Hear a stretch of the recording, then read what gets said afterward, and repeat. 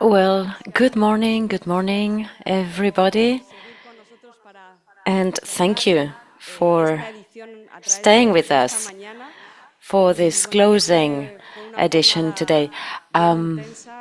Yesterday was a very long day, it was pretty intense, and we could hear many different voices, and we could see lots of images and bodies.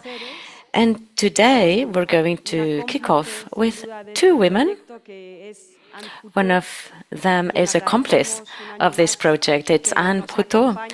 And well, we're so thankful that once more she can be with us and she can guide us with the reading of Camus in this around this idea of the invincible summer. This is the idea that we wanted to reflect upon today through the many different voices and activities that we're going to develop this morning. And well, she's going to tell us a little bit more about this invincible summer. And we have as well with us Koteradimi, the writer, whose writing is characterized by a profound exploration of identity, memory, cultural resistance. It's a way of writing that allows us to see the complexity of humankind and to underline the importance of culture and literature as a way of resistance and as a way of underlining human dignity. Literature is a tool for reflection and for social criticism, and literature is encompassed within a traditional way of understanding human condition. So, well, I'm going to give the floor to them both, and we're going to kick off the morning session.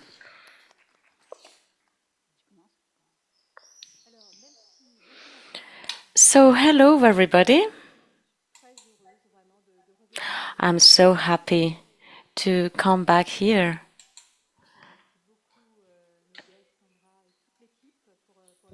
I am really thankful to Gail Sandra, and it's a pleasure to participate in this edition. Even if we have not read Camus' work, we all know about the Invincible Summer. In the middle of the winter, I learned that there was an invincible summer. Camus is an artist, and it is often through the creation of images, of poetic images, that he wanted to convey the vision of the world. And now I'm going to refer to two essays by Camus, Nos and L'été. So I'm going to go back to the origins of this image. We need to go back to one of Camus' first texts, Nos, published in 1938 by Charlot, on which Cauther has based a beautiful novel called Nos Richesses. And this is a nod to the name of the bookshop of this man who did so much for the intellectual and artistic life of Algiers in the 30s and 40s. We talk about Tipasa, a Roman town that is 70 kilometers from Algiers. Camus tells us that he goes to Tipasa every Sunday. He strolls along Mont Chenois. He loses himself in the scent of the flowers, in the vegetation. And this is a landscape that is so rich and so beautiful. And he says then that here I understand what is called the glory, the right to love without measure. And today, if we go to Tipasa, we can see an engraving of this sentence. And this reflects the experience of being in the world of fervor, exaltation, and Camus likes to feel the golden juice of the world flowing over his lips. He's 20 years old and he's proud of the blue in the sky, the yellow of the sun.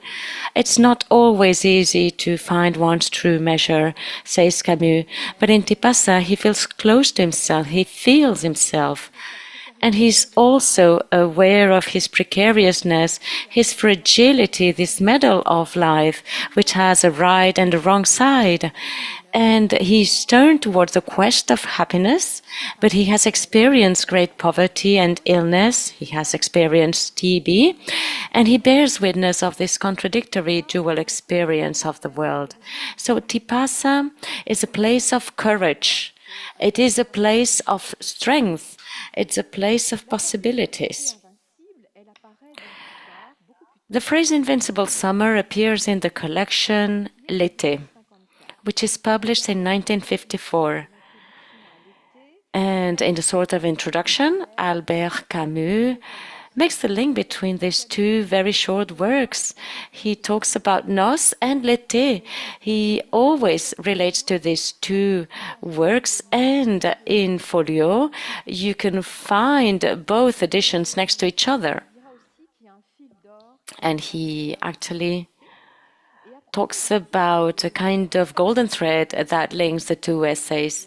And about the title of the essay, L'été, one of Camus' friends writes that it is about talking about the summer, about expressing through the summer the essential season of the Mediterranean, but also the season of life. That is Camus' season from now on. And actually, indeed, in Retour à Tipasa, which is the seventh text of the summer, of L'été, and we're talking here about the invincible summer, this is the return of a man who has lived, who has aged, who is no longer 20. Actually, the trip to Tipasa, on which he reports, took place in December 1952, and Camus is almost 40 years old. Well, for me, 40 years old, it's still young, but it is true that a milestone has already been reached, and the text clearly shows the passage of time. And by the time he returns to Tipasa, Camus has already gone through many different things: his departure from Algeria, his entry into the Parisian intellectual milieu, the success of The Stranger and the La Peste, and then also in 1951, The Rebel, the publishing of The Rebel, with the quarrel with Jean-Paul Sartre that left him destitute and sad.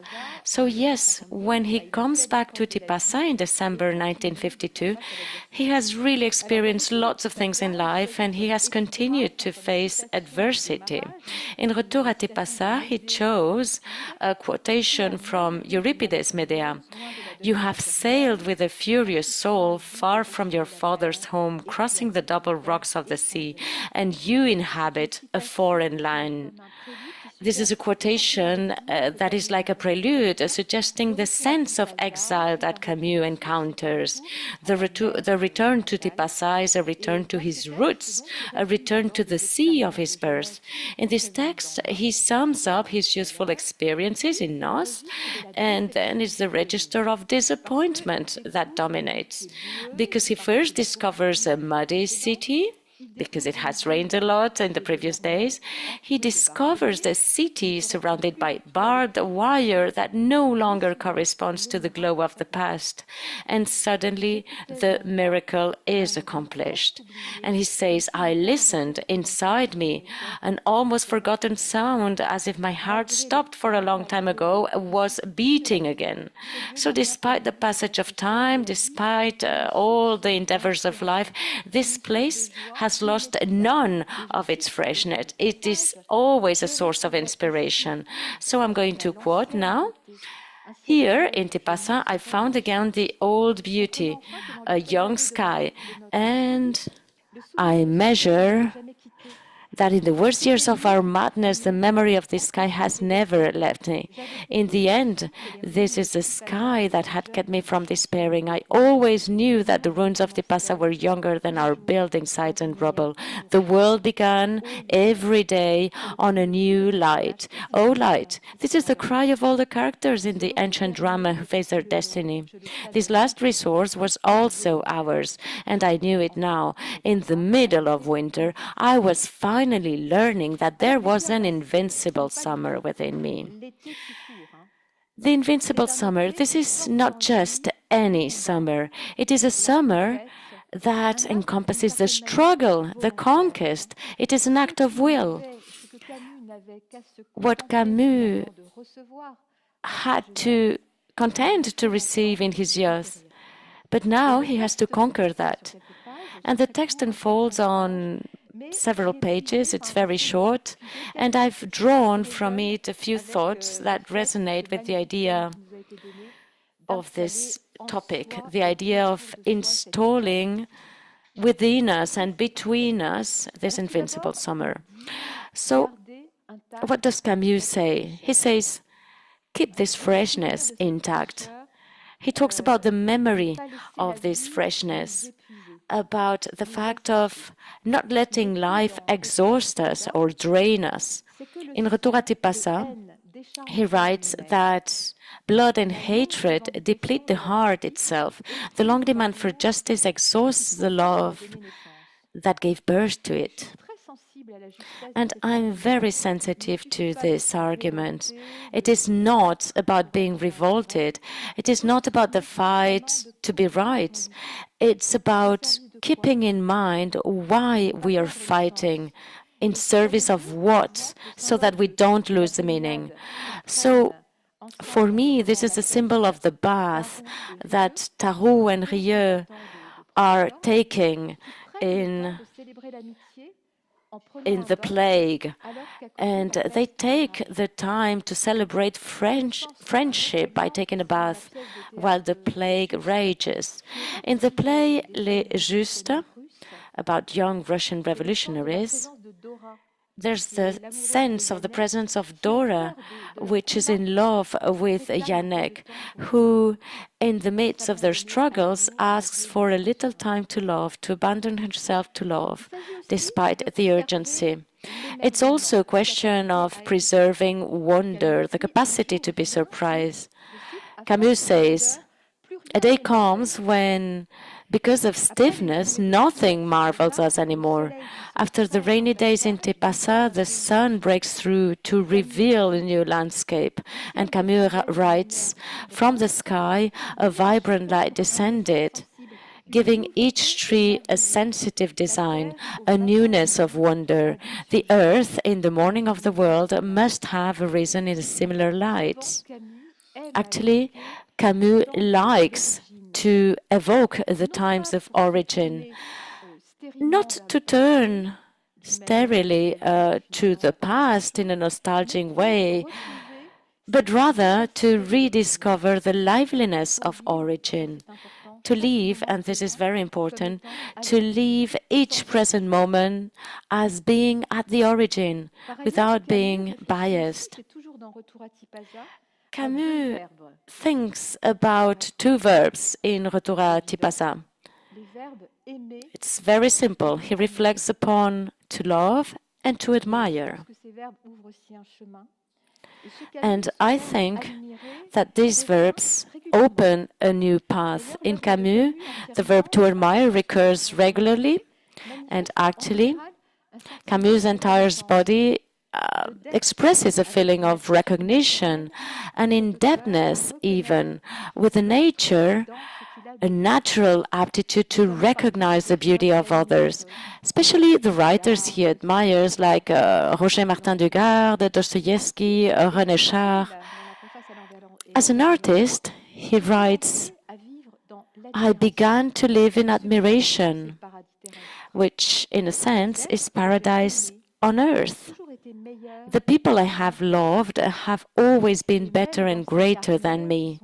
And even in his notebooks, which are a kind of creative diary, there's little room for disparagement, more place rather to testify to his admiration.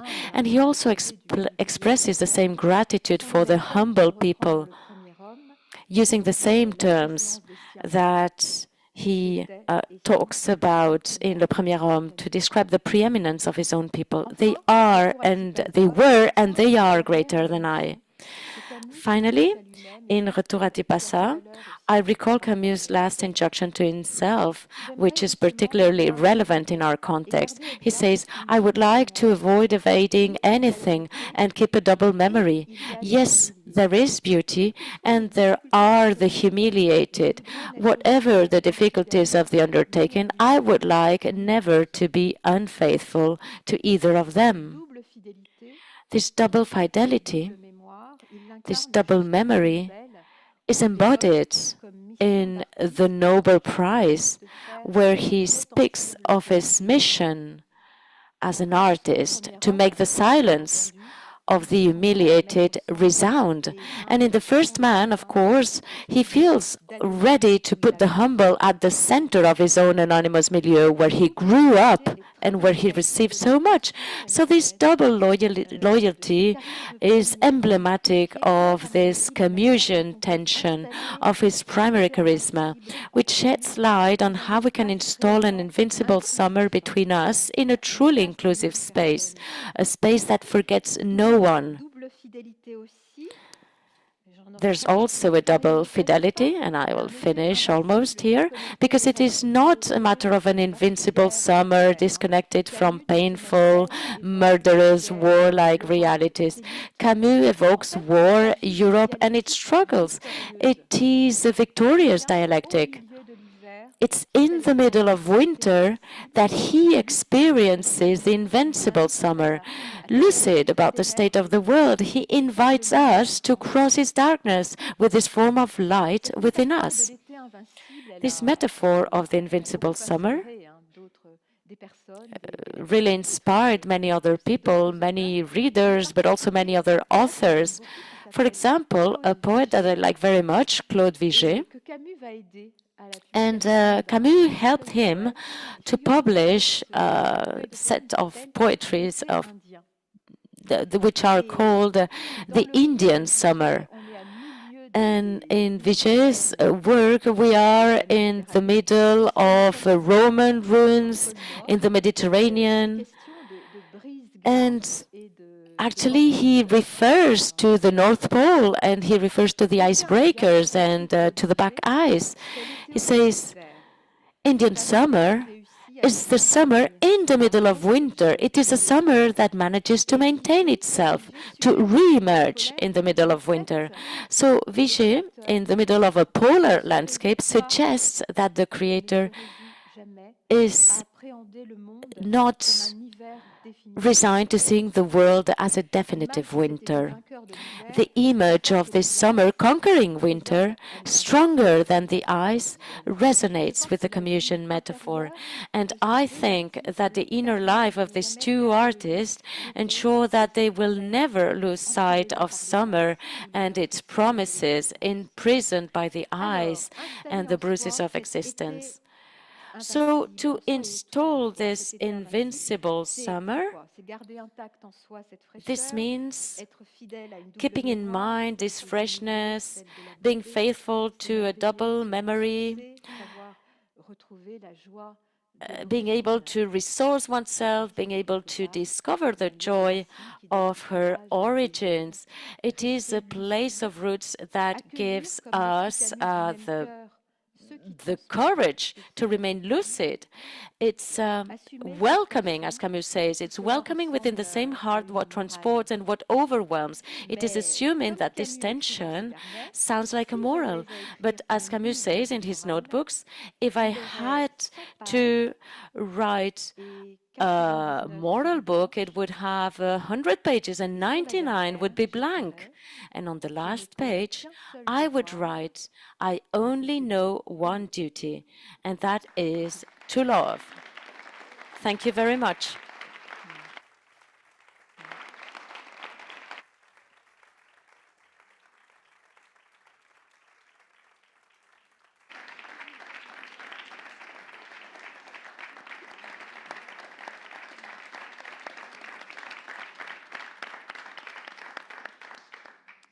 Bonjour, hola.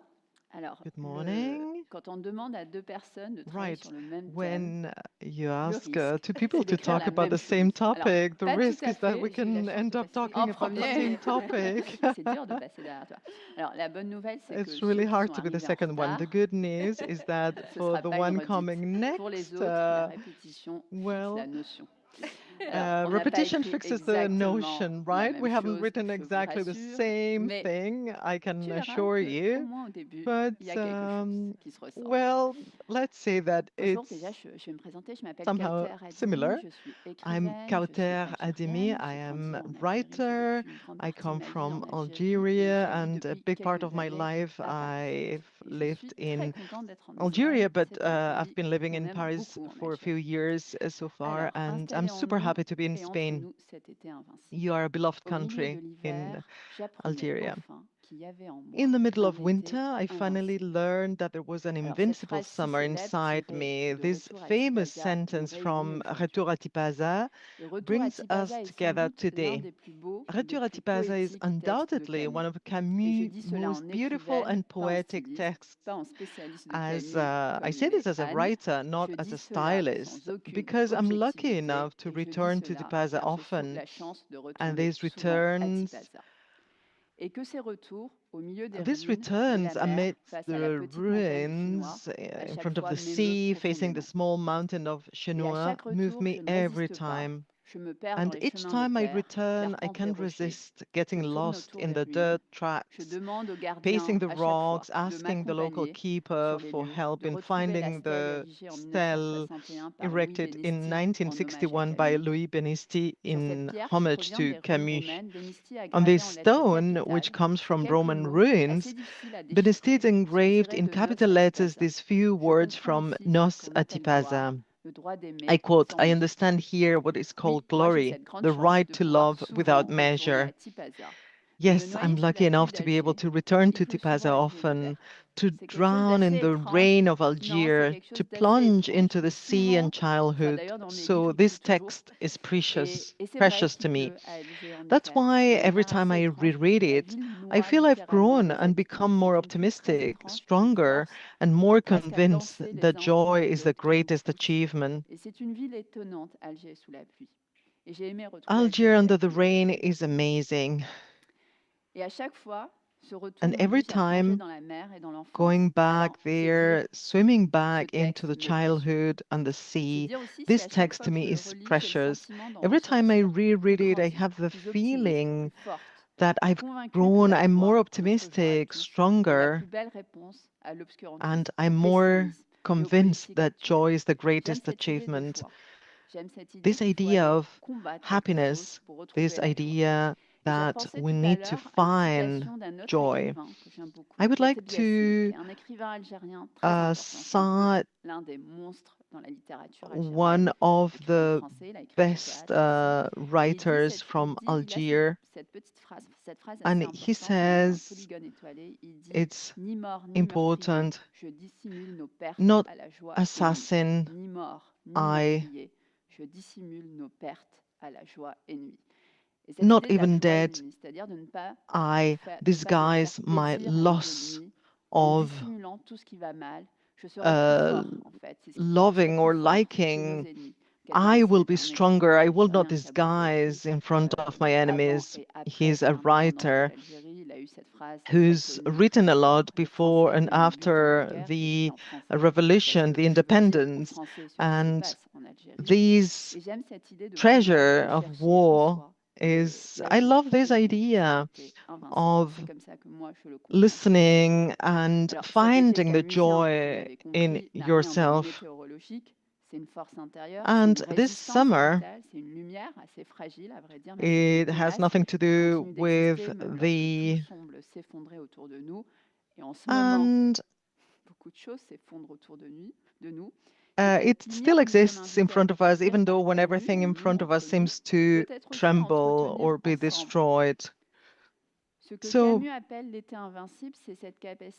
we mention this capacity. It's almost very animal, very to choose life. It could be absurd, and also this way of I can imagine Kuki Shuso, the Japanese. We said you have to imagine Sisyphus happy, wrote Kuki Shuso, before this phrase was taken up by Camus. It surprised me somehow because Camus says, in the middle of winter, I finally learned that there was an invincible summer within me. So Albert Camus, as a writer, as a philosopher, with all his meanings, he hasn't chosen them at random. They are crucial. To learn means and rewrite it 1,000 times. My publisher has witnessed there is a sentence in my next book. A few weeks before publishing it, I'm going on and on over a novel of 250 pages, but I'm not pretty sure about that verb. And you know, when you write a book, we call these tests, these drafts. It's the fifth one so far. So it has been drafted, all the post-editing has been done, all the graphic design, but on Monday I should decide what this sentence, this verb is going to look like. So it's important. Albert Camus said to learn. I was looking at this verb, what the meaning of learning is truly, and it means to acquire by the practice, the experience, some knowledge, some savoir-faire, something useful. Camus doesn't say, I have found a word, or I have discovered, or I have realized. It's learning by experience. This is why this quote is very often not correctly understood by politicians, often who love to quote Camus without having read it. And also online, if you check the quotations, it's wrongly written because it's not apprendre, it's not this verb. There are plenty of variations, and in the AI era, we will not need to reflect, not even learn or talk, because plenty of robots will do that for us. So I believe it's reassuring to check that it's necessary to check the texts, the tangible objects, to actually verify what the author has done. So before I came here, I checked in the in page 109 of the pocket version. He says, and I quote, "Here I rediscovered the old beauty, a young sky, and I measured my luck, understanding at last that in the worst years of our madness, the memory of these skies has never left me." In this, and it was this, I always knew that the ruins of Tipaza were younger than our buildings and sites. Every time I read this sentence, this word comes. The world began anew every day in an ever new light. Oh, light, it's the cry of all the characters placed in ancient drama before their destiny. This last recourse was also ours, and I knew it now. In the middle of winter, I finally learned that I had an invincible summer inside of me. I left Tipaza again and returned to Europe and its struggles, but the memory of that day still sustains me and helps me to welcome with the same heart that transports and what overwhelms. End of quotes. Installing this summer also means reconnecting with this form of joy. It's a serious joy, not frivolous, but rooted in experience. It's not a consolation, it's a conquest, a demand, and perhaps it's a responsibility. For if we have this light within us, then we must also share it, circulate it, pass it on to each other. I remember when we talk about lights, there is something we were talking yesterday. This colloquium in Tipaz a few years ago on Albert Camus, organized by the French language department of the University of Algiers when I was a student. I think it was back in 2007 or 8. And I think with researchers and students, Algerians and French, discussing Camus' work, in a kind of intellectual and sensitive communion. And I still remember the little conversations that took place alongside the precious debates, the Roman ruins standing out against the azure blue sky, the sea sparkling in the sunlight. And we had these beautiful debates near the beach. And for me, the sea, as I was saying, the sun, and these words trying to link. It's not a matter of being Algerian or French. It doesn't matter to talk about Camus. We had come from all over the world, a motley crew of researchers, writers, and readers, all united by Camus' work. And we talked about philosophy, the world, the Algeria, colonization, France, etc. And we tried to decipher the world through the prism of Camusian thought. Today, as I speak, it would be hard to imagine such a symposium taking place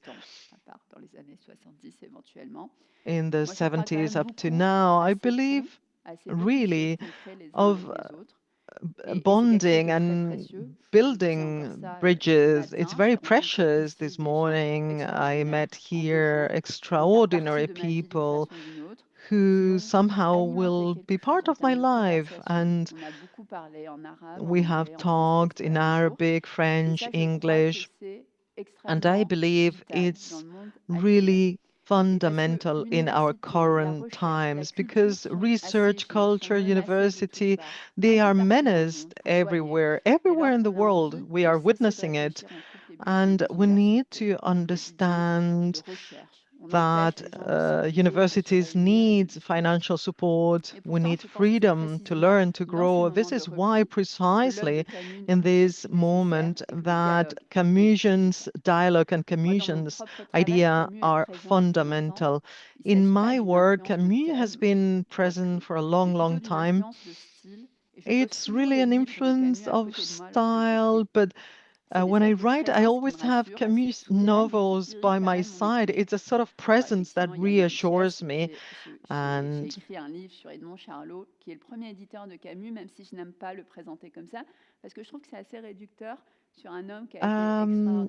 Camus has been extraordinary. He has been one of the best publishers in this modern world throughout the 20th century, who's had some sort of magic. And when he met in Camus in the lycée towards going to the university, and when he wrote his theater play La Revolta with some colleagues, and the three of them wanted to mention about both poor street children, but not only Algerian but also French.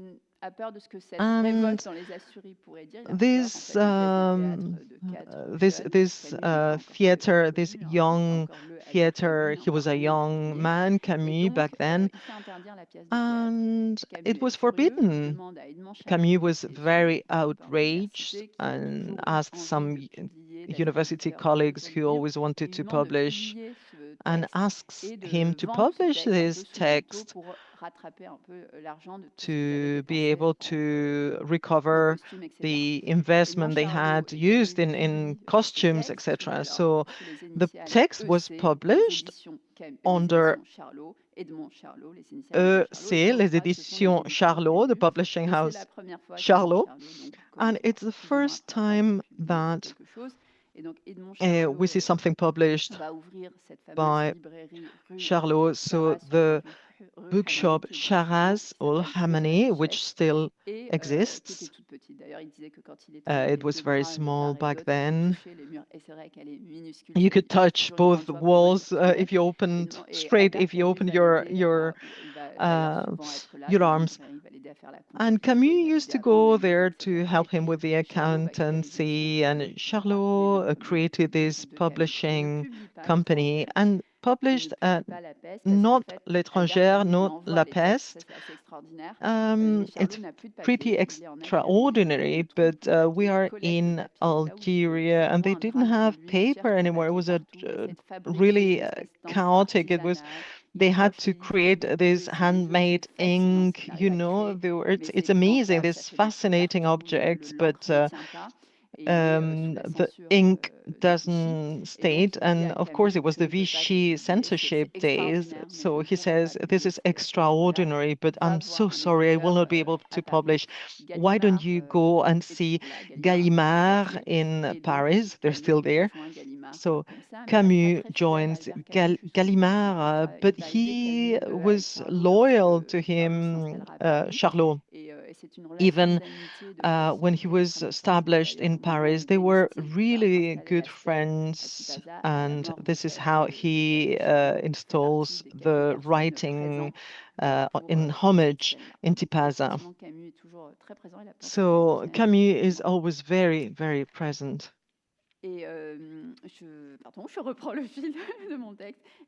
I'll go back to my... I've researched a lot on Charlot. There was a publisher who had worked an awful lot about Charlot and who had written, I found some information on the archives and their correspondence, their letters, and I would like to find a not so well-known sentence by Camus, which was pretty enlightening.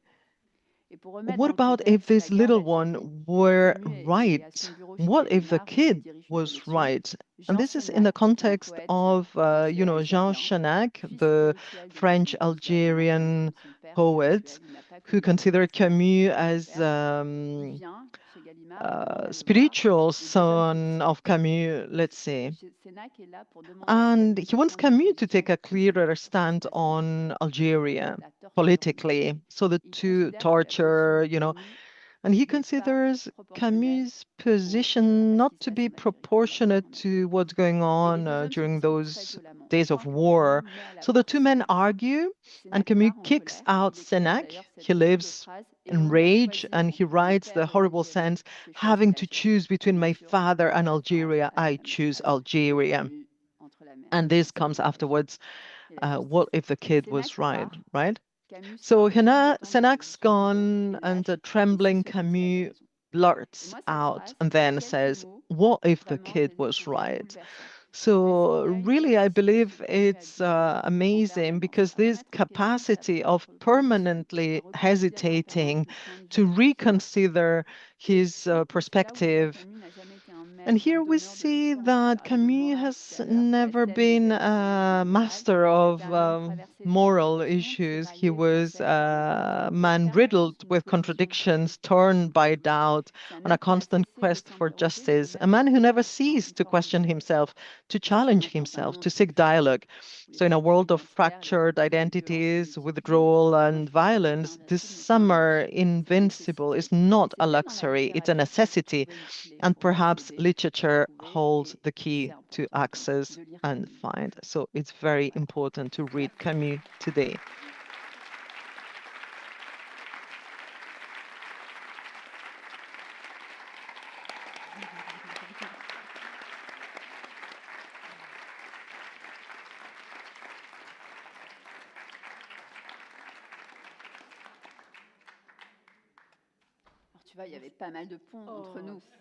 So you see, there were lots of things in common between us.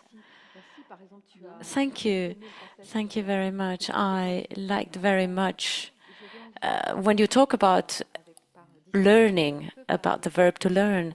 I think that you were very discreet and you didn't talk about yourself. I mean, you are so young. Well, I'm 39, and you have already published a lot. It is your third work, and well, I know that you have had a lot of success, and you received an award for the award for the lycéen. And you were saying that when writing, you had Camus novels around you, and you gave the example of your next book where you're hesitating about a sentence. So yes, I understand that you're very thorough to find the right words. So how, in your work as a writer, how do you think about the setting of this Invincible Summer? Is there a link with that when you write? Well, this is actually a matter that I like very much because, well, I think that we're here amongst friends, and I'm going to reveal something. Now, the next book is called La Joie en Me, and it's a text about a kind of resilience, about a form of resilience. And I think that Algeria is a country that lived lots of wars, and my grandparents experienced the three wars, and my father experienced the Second World War. They knew about the war in Algeria, and in the 90s as well, the civil war, the anti-terrorist struggle. My parents experienced the independence war as well, and I have lived the war during the 90s. So maybe we can be optimistic, and by saying that I only experienced one war in Algeria compared to my grandparents who experienced three. But I think that the battle is not won. I think that we are in a land where we have always been drawn to fighting to be free and to have the right to happiness.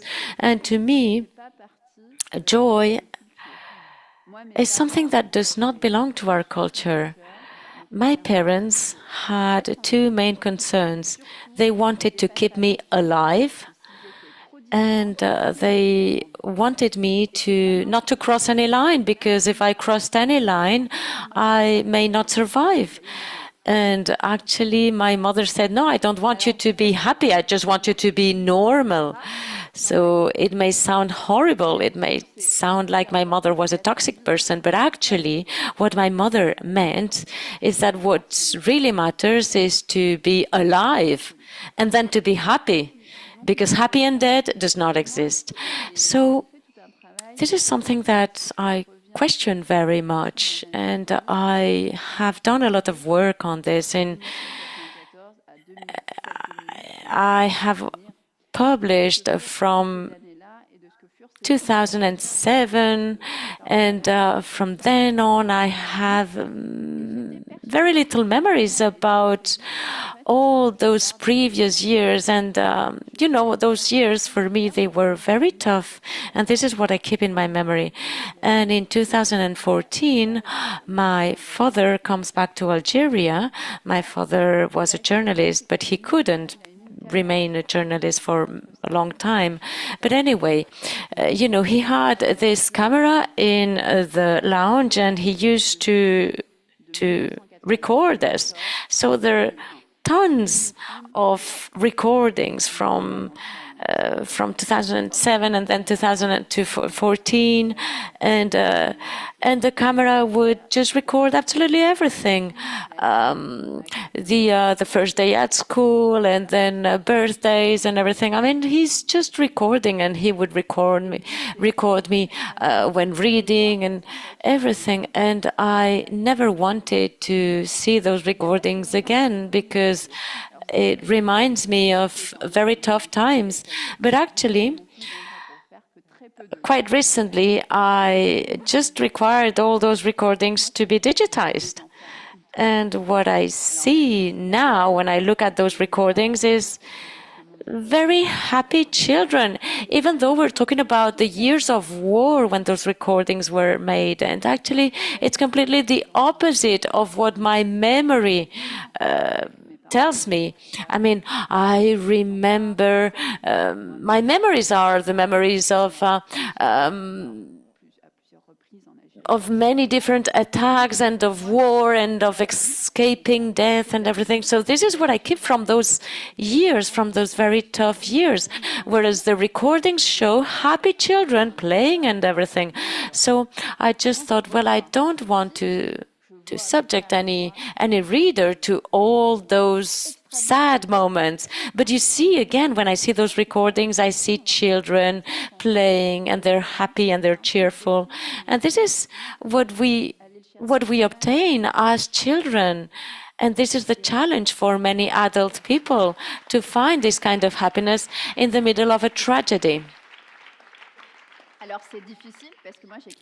So it's difficult. I have written an entire book to say that those times were horrible, and then I have the recordings that contradict that. And I thought, well, maybe I can produce a little film to accompany the book. But I have this object, those recordings, which are completely opposite to what my memory kept in mind. So maybe, of course, it's an archive, but of course, the fact of having an archive means selecting what you file. So maybe my father decided not to record those moments where we were crying or shouting or when there was an attack or anything. But children have the capacity to cry for joy at the worst moments, and actually they preserve the joy. So the Invincible Summer for me was set aside because the need for me was not to be cheerful or to feel happiness, but rather to stay alive. But I think that if you oppose those notions, and if you think that the only notion that matters is to survive, because in the end, people who are in conflicts and in war, these people, are stricken by these facts. And I think that we also have the right to happiness, and we must go towards that. And this is sometimes difficult. Well, maybe, I don't know if there are questions. I don't know if there's time for questions. So this is French. I guess that we're okay. Well, this is not a question exactly. I was at this colloquium, Return to Tipasa in Algiers, and the date is 2007, and I remember Camus and the Algerian literature, the space for interdiscourse. And I think that 15 years later, we're continuing the same thing. And this is something that I like very much. And actually, you are reminding us of that stone that was placed in 1971, and the independent Algeria never removed it. We could have said that French presence in Tipasa, we don't want it, but nobody touched that stone. And it's just like with Charlot, there's the portrait of Charlot and everything. Yes, I know. And this has remained there. And this has an extraordinary value. I think that it tells a lot about this Algeria, where I had the joy to come back very often. And the trace of Camus has remained there. And there have always been lots of debates and passionate debates. And sometimes they tell us, oh, we've been told this, and what do you have to say about it? And Camus is read. We can find Camus everywhere. I was at the international exhibition of literature, and there was Camus everywhere. So we have to say that Camus is not forbidden in Algeria, and I think that Camus is valued as an individual, but I think that we should still do better, and we need to keep fighting so that these people stay in the territory and that they keep existing in the territory. And you know, the stone of Camus has never been degraded. There's, you know, all the guardians know about the history behind that. And actually, everybody knows that. So, yeah, I just wanted to remind you of that memory from 2007.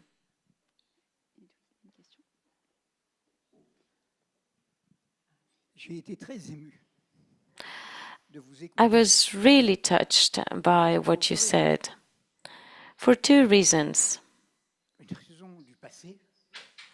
The first one is the past, which is invincible, and youth in Tipaza. My parents followed the independence in Algeria, and they stayed there, and I decided to take a rucksack and to go to Tipaza. And I remember I had some colleagues from high school, and one of them was Boushnaki, who made a career in Tipaza by just digging in those remains in Tipaza. And I remember recognizing lots of objects there. And then we were the first Europeans to go there.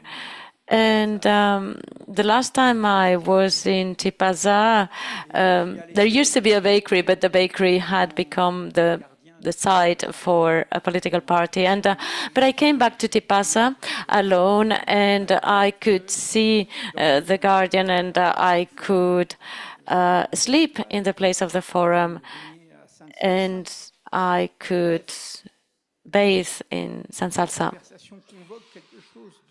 Well, I think that, yeah, I'm very touched by what you said, because your conversation is full of sensitiveness. And I'm very sensitive to everything you said, because I think that this is a tribute that you're paying. And I think that, you know, here you have invented a place for relationship, a space for dialogue, for the rejection of war. And this resonates so much today for us between France and Algiers, because, well, the two people are friends now, and I think that what you're doing is exactly the reflection of that, because we are now listening to each other, we are now having a dialogue, and now the responsibilities of the state are going to lead us towards a kind of abyss, and we don't know where this will end up. So maybe if we can try to be here in the name of this brotherhood, and if Algeria could find this diversity, because there's a lot that we can learn from that. Thank you very much.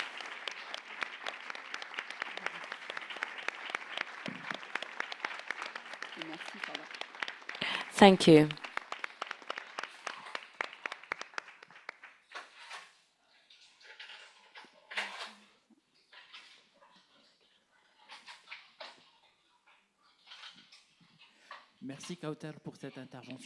Thank you, Kauter, for this intervention.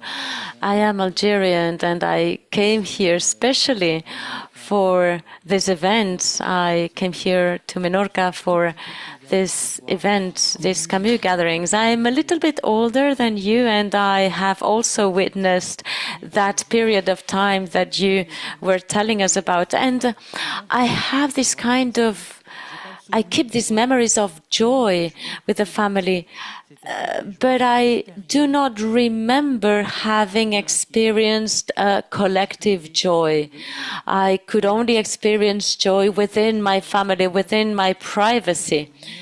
So I wanted to know whether you had any memory of collective joy, because in my memories, I remember very much that we were talking about fighting against terrorism, but also fighting against each other. Yes, I do not have the memories of a collective joy either. The streets were full of silence. It's very difficult to recall all this. I went to Oran. And Oran was totally different, for example. It was a totally different city with music in the evenings. But in Algiers, between 94 and 97 and 98, I remember being stricken by the silence, and this kind of concern of being there in the evening. And so I do not have any recalling of collective joy. And I remember, like, for example, weddings were a kind of nightmare to organize, because who were the bride and groom, and who was invited, and who were or to what were the families to which the bride and groom belong, and could we ask that person to come, because who's that person, and then if we ask that person, then the next person, how will that person react, and everything. So all this really impeded the collective joy. And there was no collective joy. And this is something that I think about very much, because after the 90s, we have not made any kind of work in order to express this. We have not talked about this. We have not discussed what my generation had to go through with the fear of being killed every day. And I remember I discovered life at university, because before that we couldn't even set a foot in a library or in a shop or anywhere, because it was too risky, it was too dangerous. I remember a friend who was murdered in 2014 in front of the bookshop, and actually, yeah, this happened. So there was no place for joy. So how do we repossess the public space in Algeria? I understood when I went to France in 2009 that for me outdoors were only a place where you go from one point to the other, but you do not have the choice to stay outdoors. And actually, the last attack in Algiers is in 2007, and actually, the first one is in 1994, and the last one is in 2007. So 13 years have gone by, and then I moved to France in 2009, and I'm very much touched by all this. So this is very important, and so how do we recover joy, which is a cultural part of our DNA? And I think that this is a matter regarding collective joy, and this is something that society have to think about. And it's the same for people in public space, but I think that joy is not part of the political discourse and the political narrative, because we have gone through lots of drama, lots of tragedy, and I think that there's this kind of layers, we have to survive, whereas others have the right to live in joy.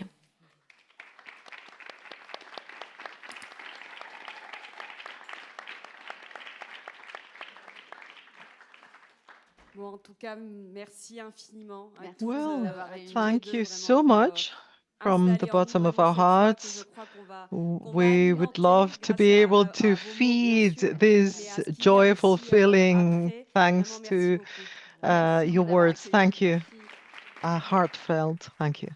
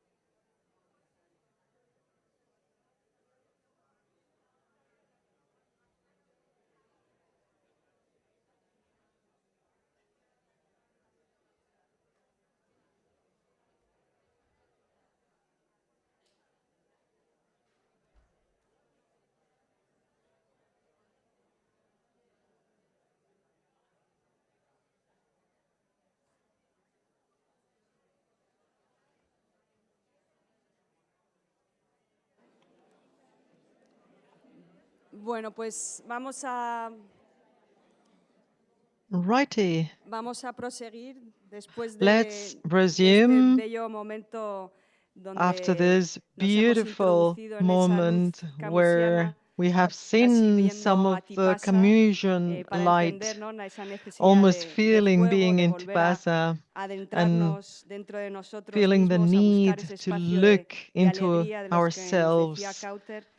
in Para this mí es quest una alegría towards y sobre todo un joyfulness. gran honor de tener aquí a To Cristina, me, it's a great joy cuyo and, above all, universo a great creativo honor se to caracteriza sobre welcome todo por esa Cristina, fusión tan whose audaz de visual realidad y universe ficción, is que cuestiona characterized by siempre this la veracidad fusion del medio between con el que reality and trabaja, el medio fiction. fotográfico, unos proyectos donde podemos percibir, al igual que Her Camus, esa projects, exploración absurda de la condición humana y esa necesidad, al fin y al cabo, de encontrar we sentido have the a través need de la rebelión.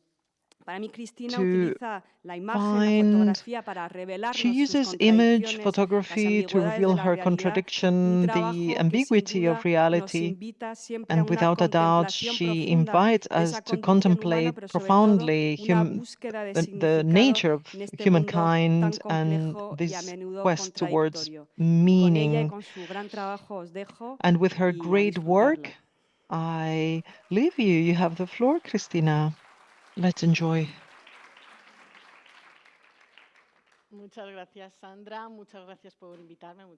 Thank you very much, Sandra.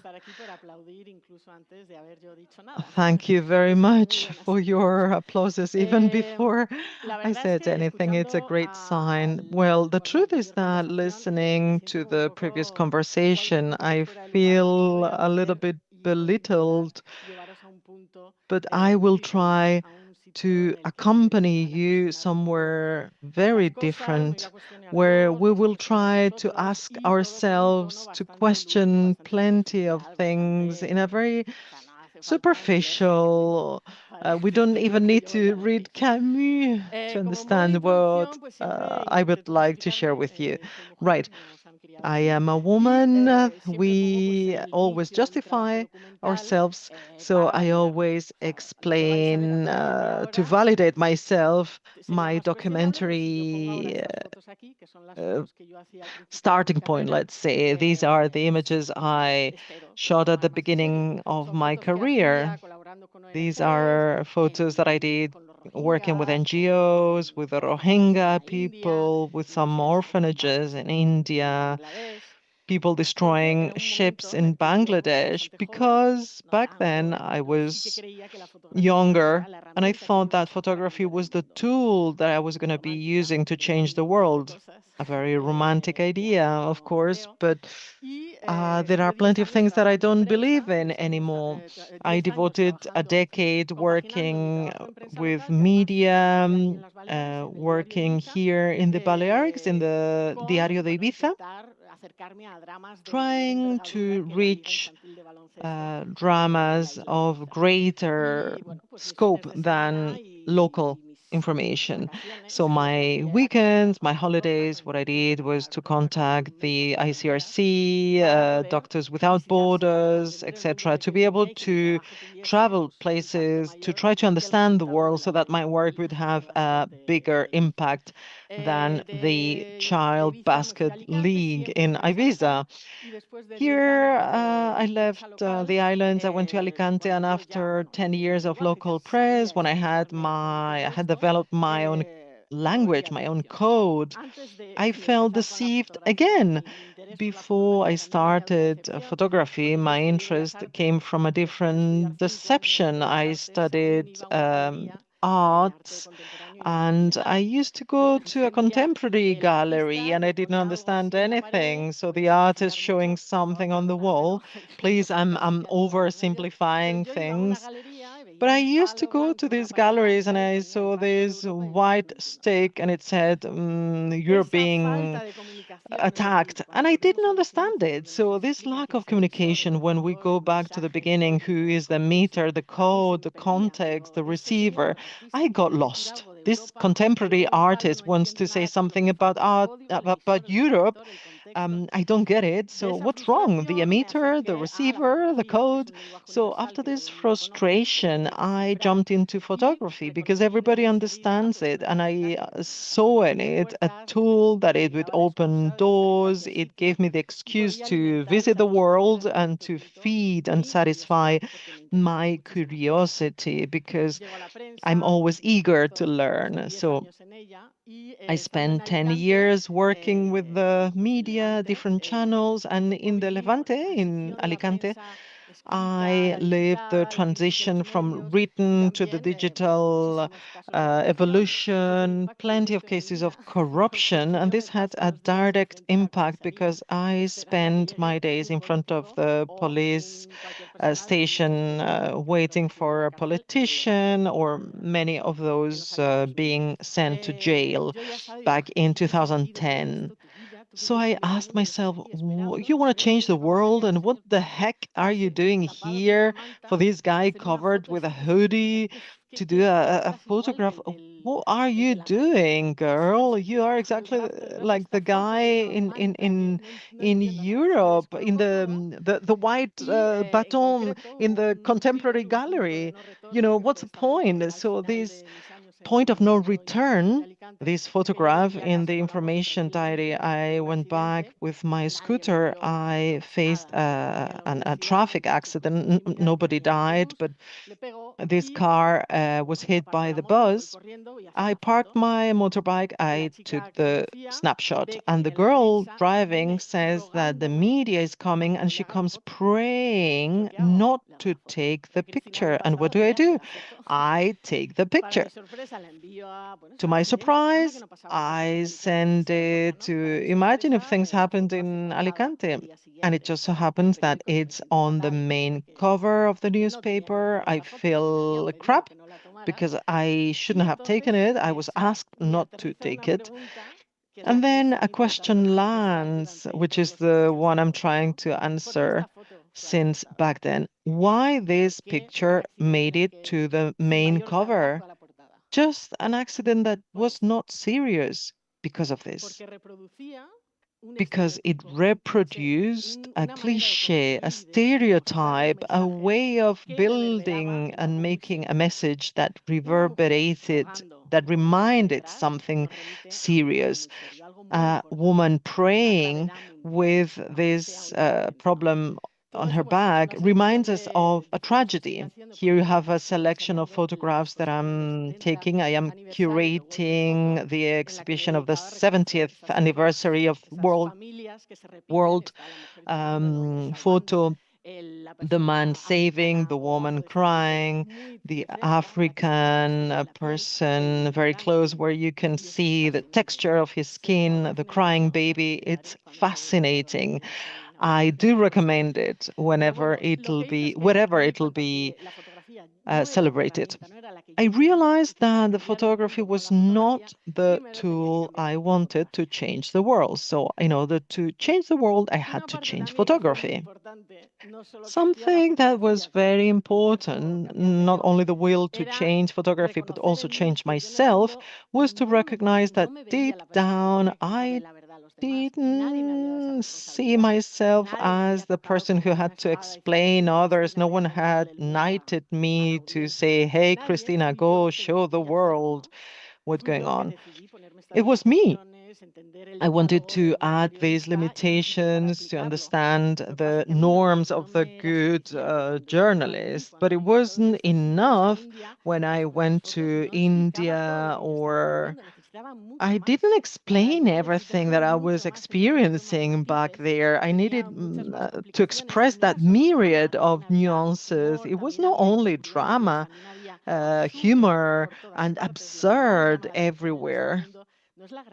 Something that strikes us is not seriousness or drama. What really strikes us is absurdity, the lack of logic, lack of rigor. Nothing makes sense. Everything could happen right now.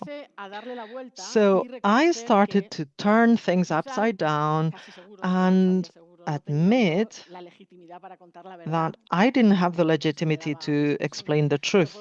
I was not the chosen person, but I'm not someone who speaks this way. I don't give lessons. I don't blame others. I don't repeat the same thing over and over again. This is what media does, blaming others, looking for scapegoats without offering solutions. I preferred opinion articles, columns, rather than chronicles. So I connected with my own opinion and started valuing my opinion and trying to understand what I need to explain. I wanted to embrace the ironic person, the person who doesn't accept reality, who doesn't content with reality in order to start talking about it. So after I left the media channels, I started thinking about what had been the weaknesses where press or media channels had failed. For me, photojournalism and photography, how they have explained the African continent, not because I had read plenty of books, but the first time I went to Africa in Dakar, I expected something rudimentary. I expected some violence and fauna, but it wasn't like this. So I started thinking, how can we complete correct? Yes, correct. Somehow, the way that the mass media has been building stereotypes on specific areas like Africa or India. So, doing some research, always superficially, I learned the story of a spatial program in 1964 in Zambia, and I started learning more and more. I used my own incredulity or lack of um, I was the first one who didn't believe that was a real. I was skeptic. I thought it was Foncuberta's trick. How has he managed to publish this video on YouTube? But I learned that it was true. In 1964, Zambia had a spatial program led by a university professor who trained 10 university students, established and designed a rocket, and his plan was to reach to the moon and then Mars, to send 10 cats and show the Gospels. So it was the 60s, you know? So why this African aerospace program is so shocking? Because if it were to be a Danish one, it would be as impossible, surely, as a Zambian one. But I didn't believe the African one, and I do believe the Danish one. Why? I know it, of course, you know it too. So, what I did was to identify all the cliches, stereotypes that are repeating, and I still have in my visual imaginary saying Africa, and mixing these images with the ones that say space. I have not been in outer space, I haven't been in Africa, but I can imagine an African aerospatial program based on my stereotypes. So when I did fine arts, drawing, comic, cartoons, I did this Afro Notes series by mixing archives that I manipulated. 85% of these pictures have been done in Alicante, where I live just a few kilometers away from my parents' place. Spain is pretty similar to our African stereotype. I built a story because it's not only to add a series of cliches, you need a love story, something basic. I mixed up some pseudo images that look scientific that add this, this flash finger glove. The working title, you know, I come from 10 years of press. I've never published a book, and this is what I had. I worked with Laia Abril and Ramon Pez, who are great authors of photo books. Another of the recurrent stereotypes are violence. You know, the black man is always menacing. And in reality, my soldier doesn't even know that you're there. He ignores you. This was done in Madrid, the ways, the chaos. This is always related thanks to our abuse of Africa. And of course, I had to mix it with the space. I did this in Roswell many years ago that I found out, before I found out Roswell is where some people say an OVNI, a UFO, sorry, landed and the FBI did an autopsy in Area 51 or 52. This urban legend. So there is an alien museum there, and this is a diorama that represents the autopsy of that alleged alien. Actually, as an anecdote, when the book, it was a phenomenon, I was not expecting it. The Cursale, the publishing company, gave books to plenty of people. And when it came to Horacio Fernández, the great expert, one of the experts in photography in Spain, he was flipping some pages and he said, oh, they can't be. But when I saw that image, I said, wow, it's true. This picture is the one that Horacio Fernández actually believed that my version was the good one.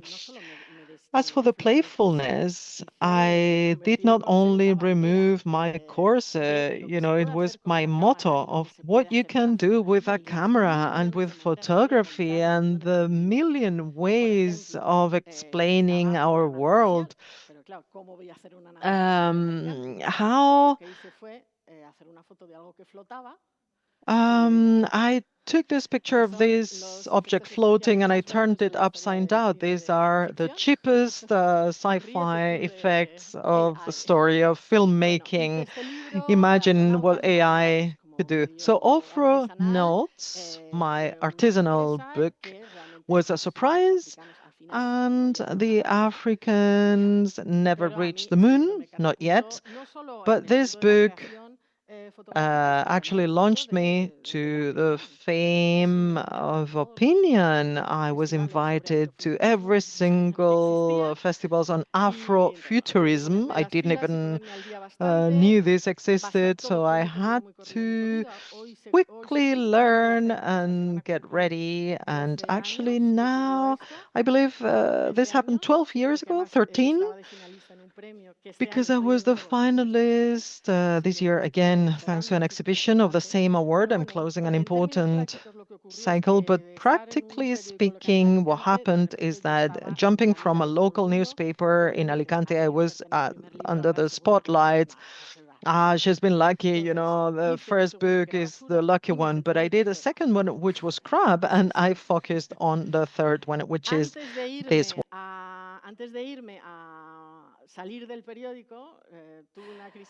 So before leaving the newspaper, I had an existential crisis, and yeah, I love crises actually because they made me visit places, and when you have nothing to lose, well, it's the best moment because that's the time for you to connect.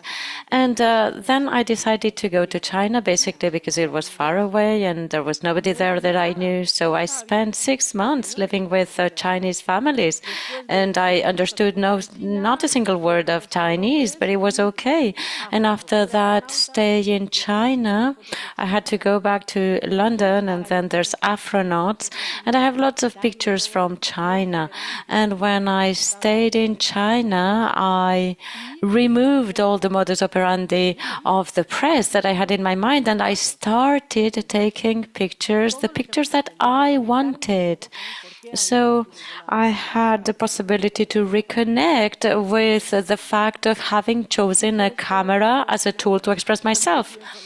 So, well, I stayed in China for a long time, and I didn't understand a thing. My great conclusion about China is that this is a communist country, but it's not so much a communist country. So this was my conclusion.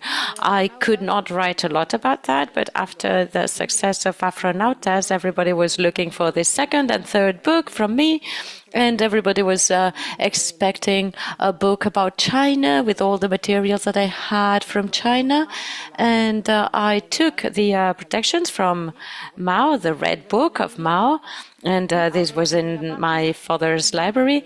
And it was the English version. And the first page says the Communist Party, and there's a text by Mao.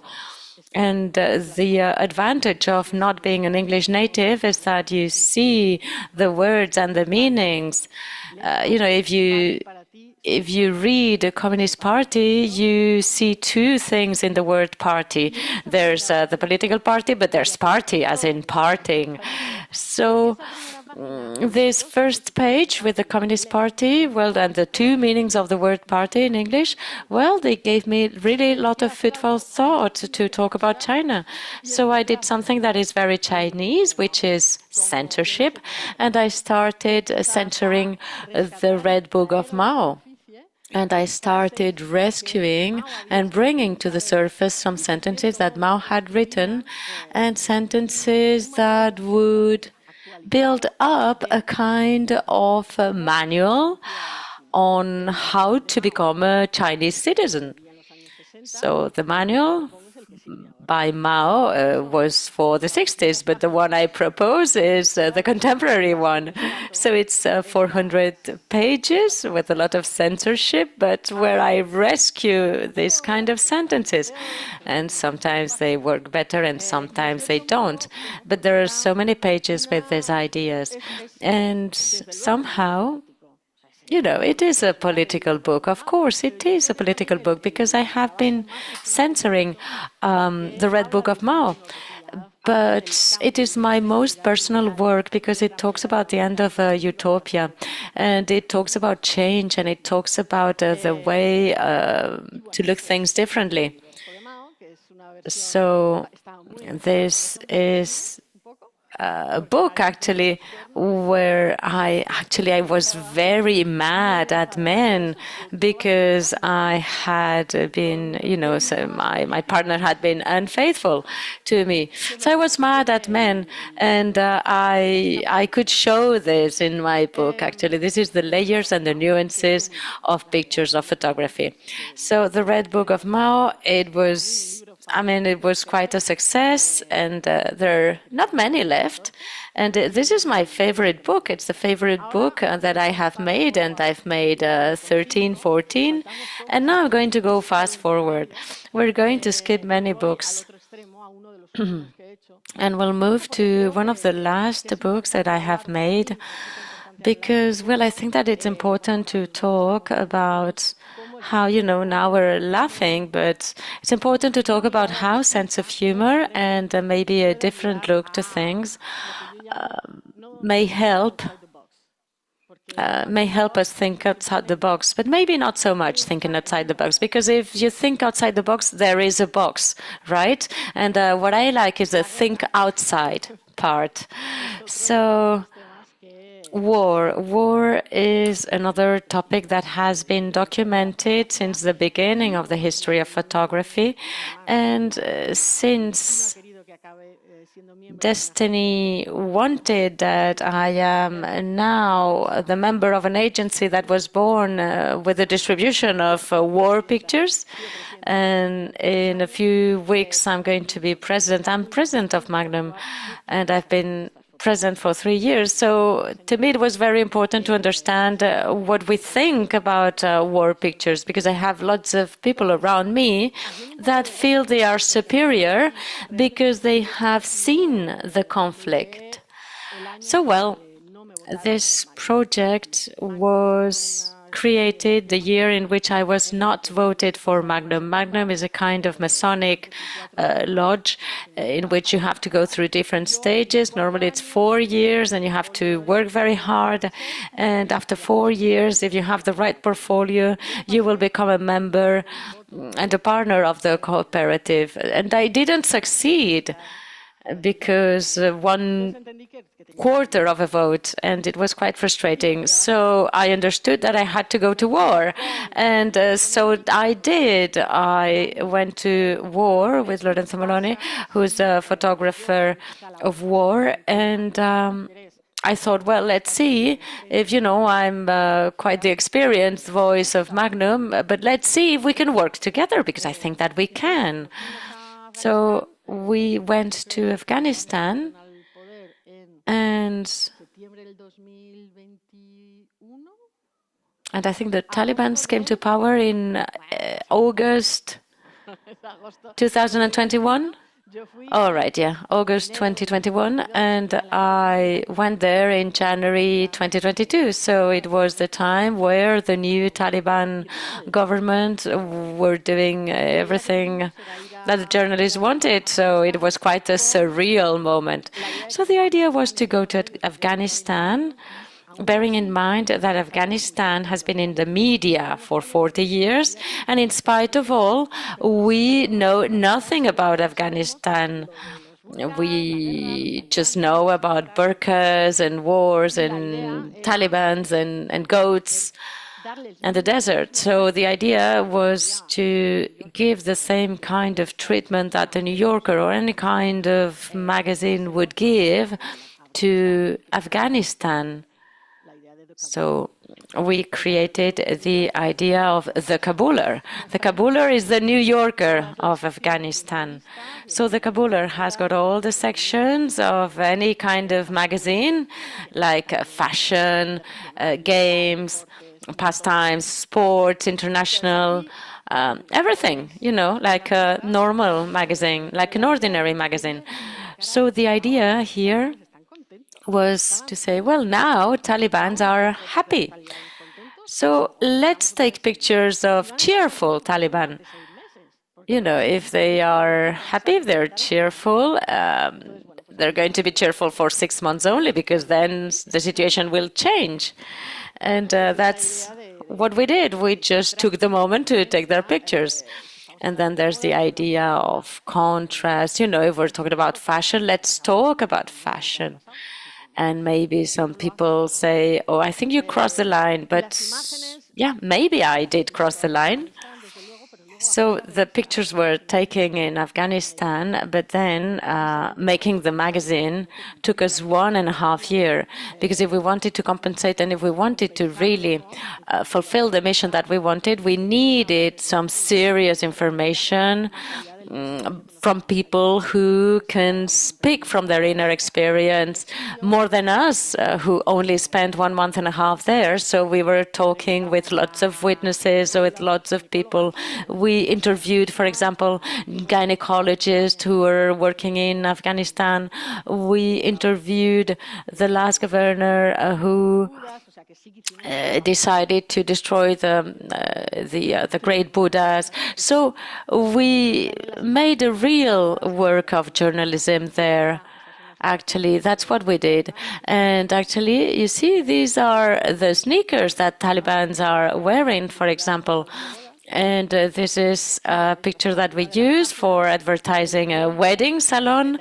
And these are the pages of the Kabuler, where you can find a little bit of everything.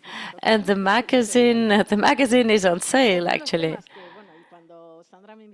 And when Sandra invited me to talk about thinking in a different way and about something playful and about a sense of humor for things that may look very serious, one of the things that has really drawn my attention from Spain is nationalism. But not only in Spain, I'm quite not rooted anywhere, because my father was Belgian, but my mother was Andalusian, but then she was living in France. So anyway, we're not very much prone to roots.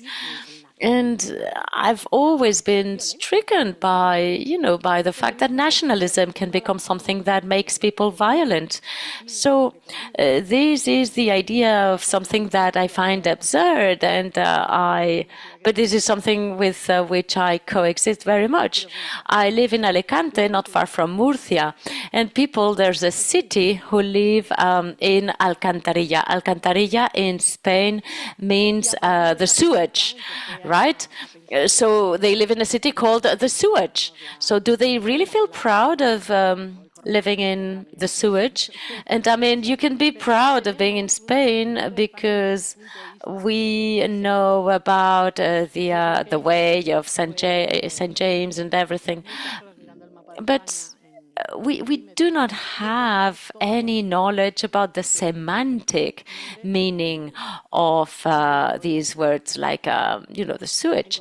So, and I decided to seek names of places that sound funny.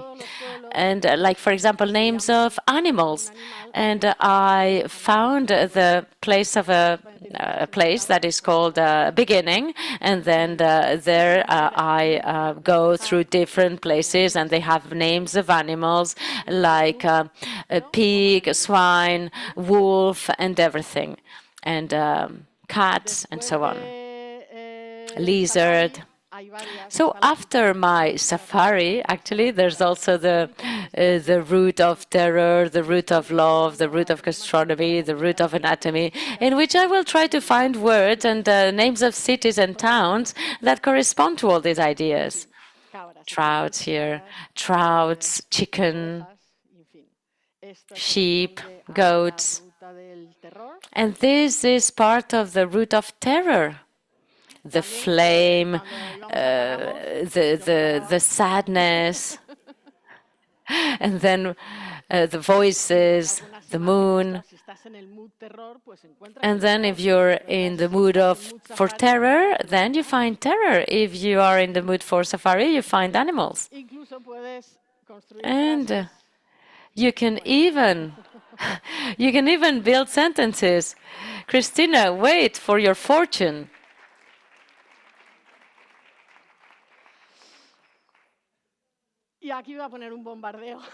And here I'm going to now smash you all with images, because, of course, all these projects are, they're very well built around an idea and everything, but sometimes I have ideas that just come out of the blue and that I want to materialize. For example, the Tower of Pisa. Things that I think should exist. Talking about animal mutations, these are things that, yeah, why not? Why not doing that? Clowns, I've always been interested in clowns and how people may be dressed up in a way that they make people laugh. So here, we're in Mexico, and this is a kind of OD of a clown. And this is the ghost rabbit. So this is part of different projects that are there in the air. Here, this is my dessert for emotional support, for indulgence. And then also pies. Pies are incredible. I think that pies and photography, nobody has written an essay on pies and photographies, because we all have a picture of ourselves with a pie, right? So we should write about this. So pies, I think, are interesting objects. And, well, this is borderline with, this is a project that I did in Poland. I spent 2 weeks there in a residence, and I was so tired when I got there that I didn't want to do that residence. And I talked to the organizers, and I thought, well, I'm going to do the residence, but I'm going to stay at the hotel for the entire stay. So I did the entire project without leaving my room in the hotel.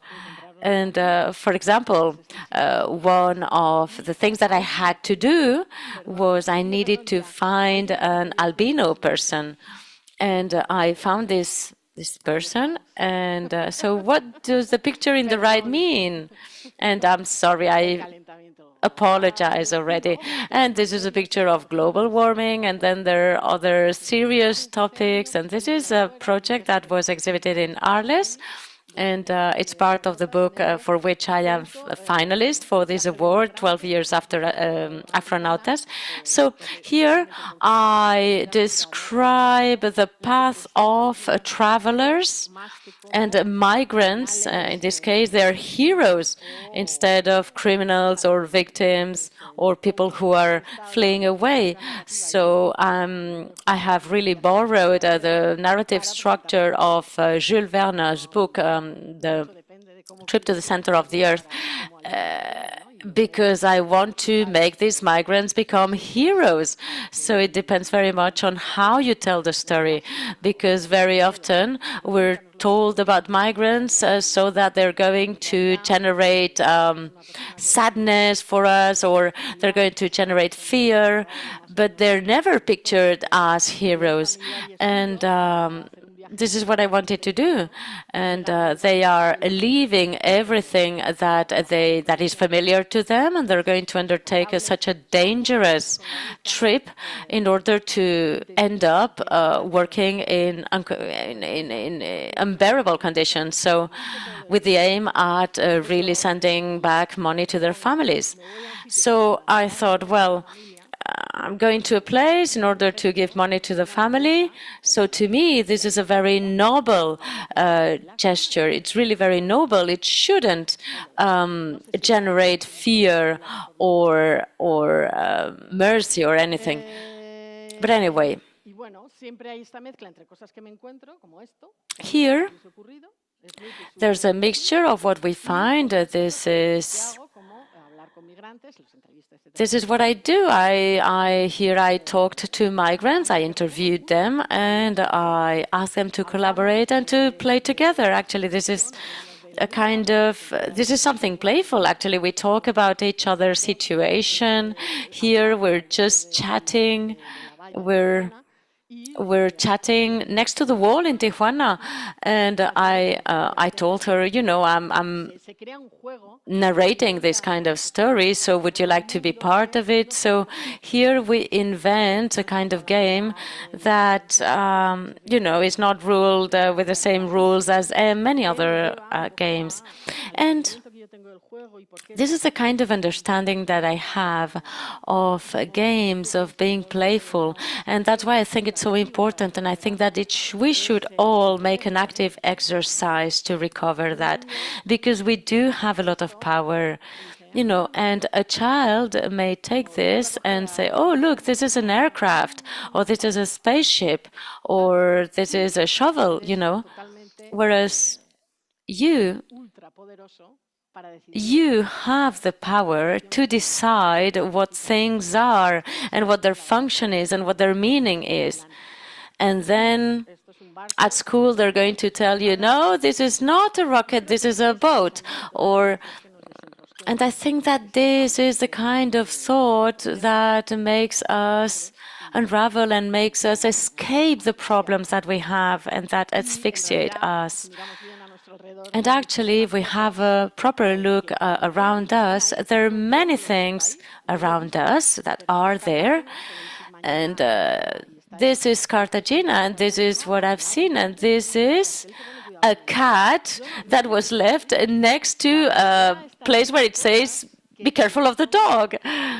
I mean, the reality is full of things that are totally different.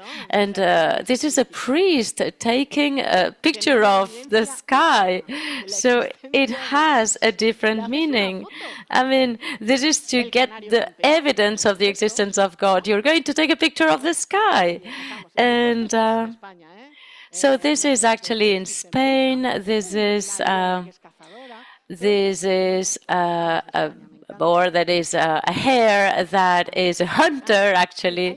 And, you know, there's so many things that, you know, if you really take the picture and you really try to avoid always giving a meaning and trying to find an order and expecting things, then you're going to find the unexpected. And here are some more pictures. And if you let actually, me. well, you know, this is very important. It's very important to play, and playing is nice. And I want people to understand what games are, and we can do lots of things. This is where the solution will be when we allow ourselves to think far beyond any single norm that we self-impose. And this has been assimilated to competition. Football is a game, right? But whoever wins, I don't mind. If I like playing, I like to see those men on in shorts. We're not talking about the game, we're talking about goals and who has won. Sports commentators only talk about money and winning. So, talking about football precisely, I can't remember when exactly, in 1918 or actually FC Barcelona.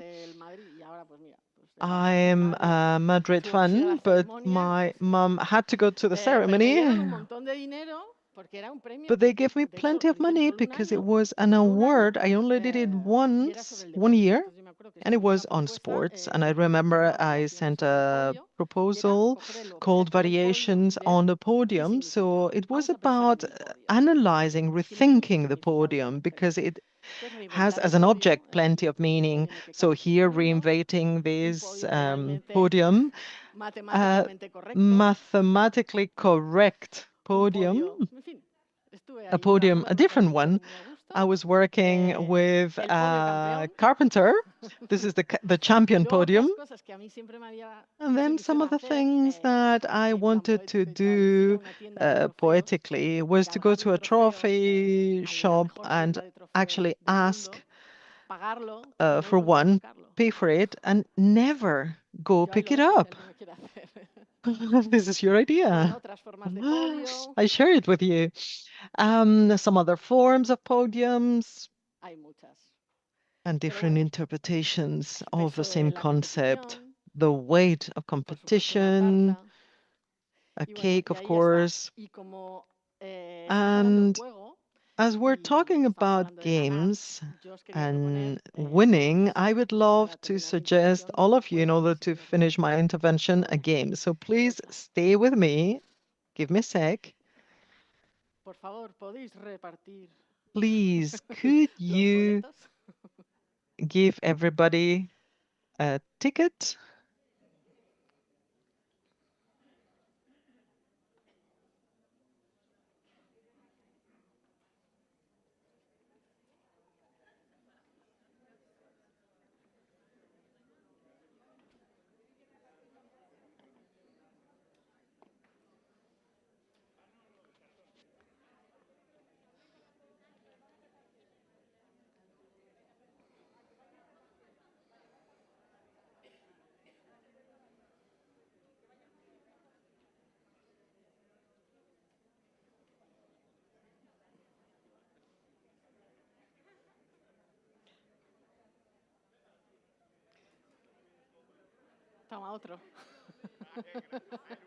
Right, another coupon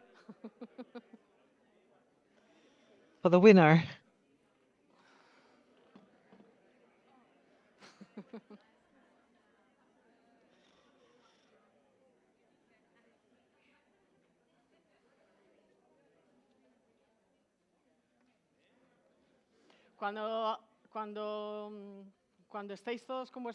Whenever you're ready and you have your carton, your number, let me know, okay?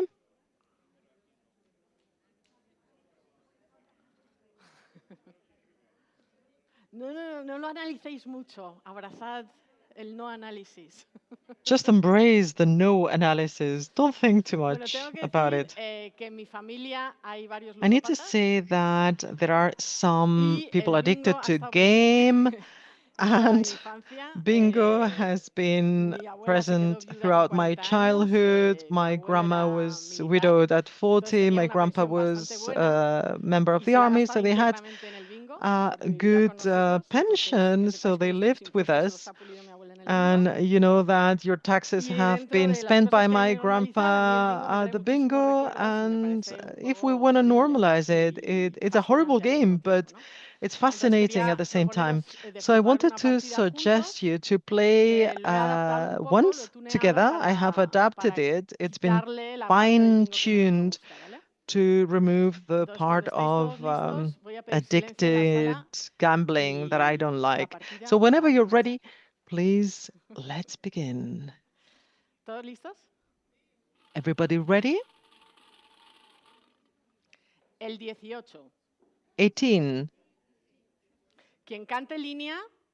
Whoever sings the line should raise the hand and shout line.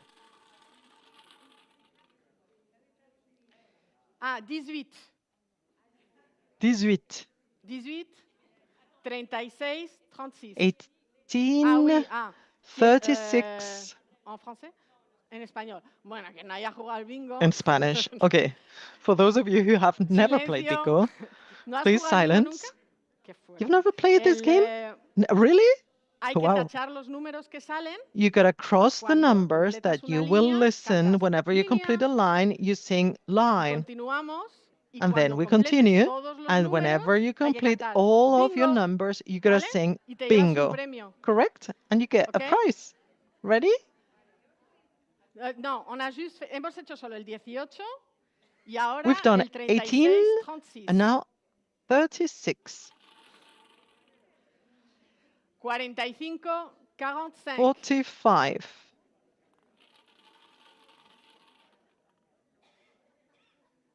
Eh, 49, 49. 49. 61, 61. 61.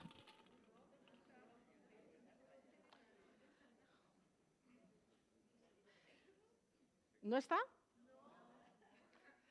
¿El 19? 19.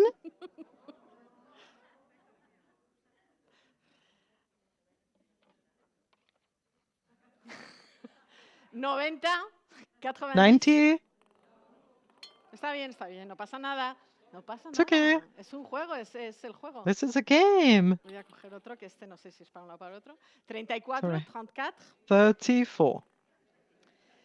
22, 22. 22. 26, 26. 26. Oh. 3, 3.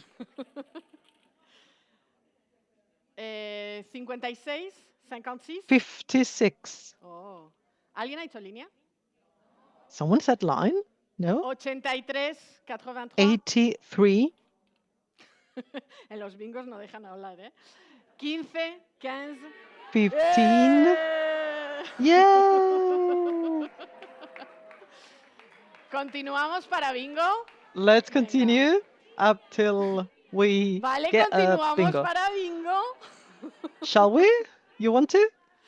67, 67. 67. 67. 1. 1. 16, 16. 16. 29, 29. 29. Solo el primero.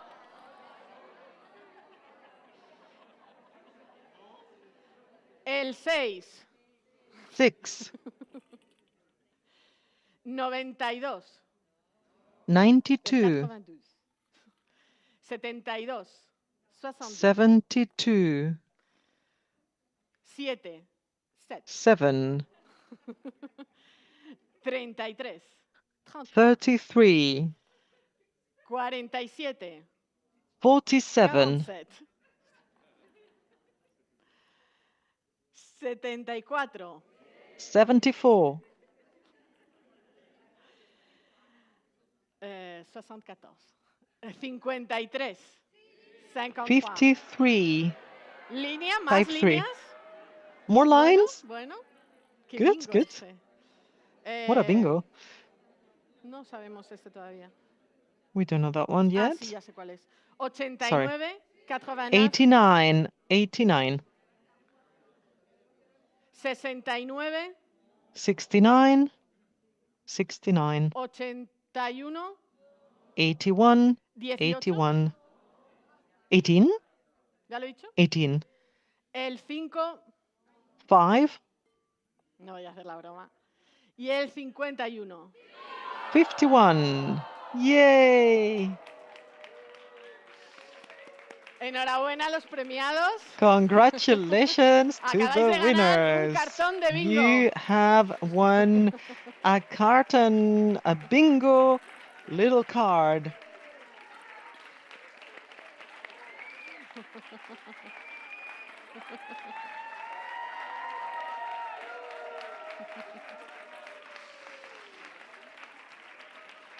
¿Hay preguntas? ¿Ya? Do you have any questions? Adiós.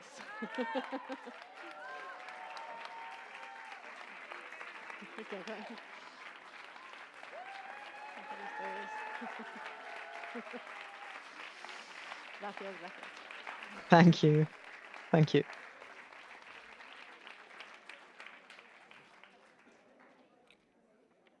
Muy bien. O sea, estaba pura y ostras, como no estén las bolas. Gracias. Está guay, ¿no? Qué bien. ¿Le ha tocado? Pero bueno, Lupe, no me lo puedo creer. Al micrófono.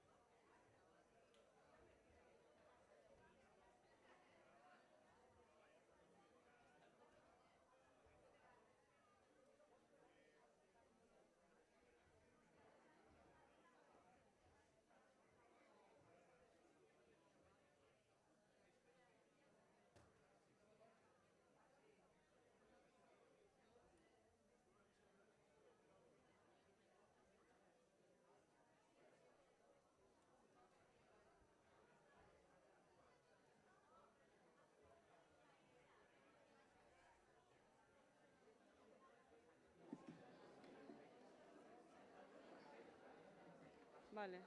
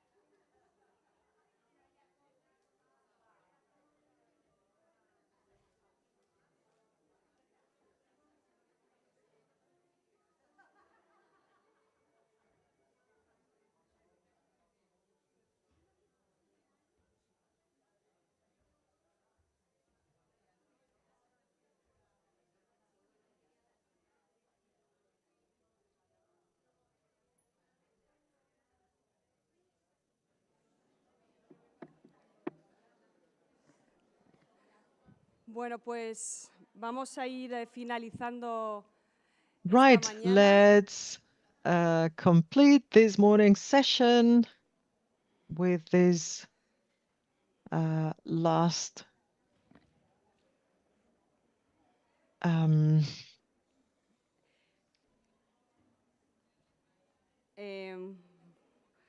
Bueno, yo creo que entramos todos en sala con el corazón bien let's abierto, con una gran complete, as I was sonrisa, saying, we all unas arrived buenas here risas with que our nos hemos open echado hearts, ready con to have a good Cristina, que laugh, evidentemente thanks ese to era el objetivo, Cristina, ¿no? who Que pudiéramos jugar juntos, que nos and pudiéramos that was reír y, cómo no, que the goal, volviéramos a of nuestra course, infancia, and ¿no? Ayer of lo hacíamos course to try con Germán y to go Benjamín a back través de to su our increíble childhood. música, We lo did it hicimos yesterday también a with través de las palabras de Benjamin and Leila inaugurando, his fellow y queríamos musician, and cerrar Leila's words estas during the jornadas en torno al inauguration. fuego, And we wanted to recuperando para conclude mí una these de las wonderful artes también trovadas olvidadas en este tipo de by contextos donde está el ejemplo, la remembering one of the palabra, arts that que es usually la are no palabra, al forgotten, fin y al which cabo, is the la not marioneta. Y tenemos la gran word, suerte de puppets. tener We con are nosotros so a uno de los lucky más grandes to have marionetistas one del of mundo. the Así que es best un honor tener con puppeteers todos in the ustedes world. a It is a Alex great Bartí. Con él os honor dejo. to have Alex Martí. Please enjoy.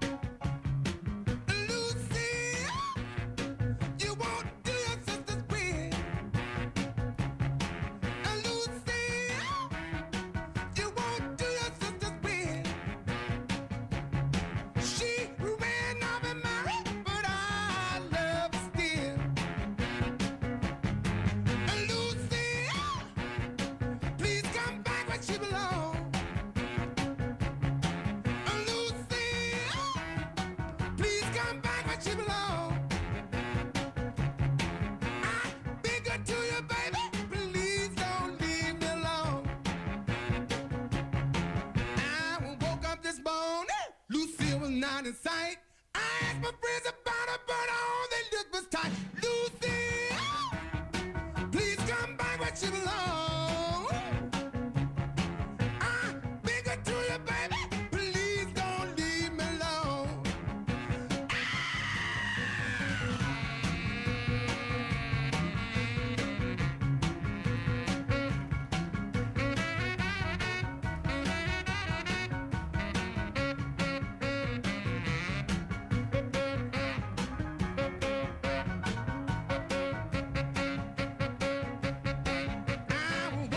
Morning, Lucille was not in sight. I asked my friends about her, but all they looked was tight. Lucy, please come by what you love. I beg her to you, baby, please don't leave me alone. Lucy, baby, satisfy my heart. Lucy, baby, satisfy my heart. I played my with you, baby, and gave you such a wonderful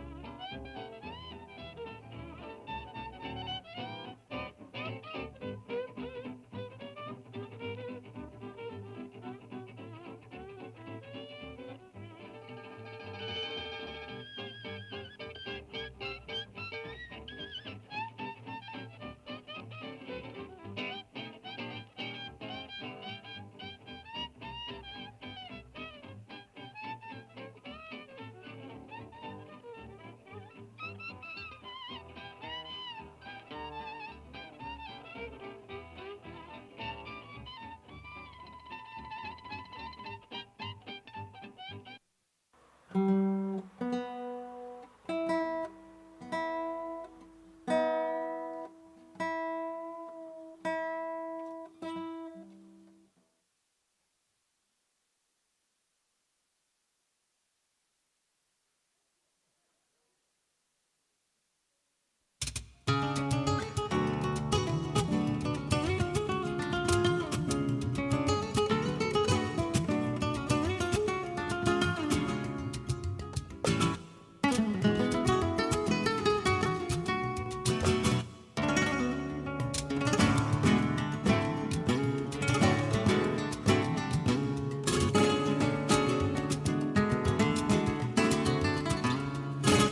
a perderme contigo y en la espesura del cielo, y en la espesura del cielo, y en la espesura del cielo.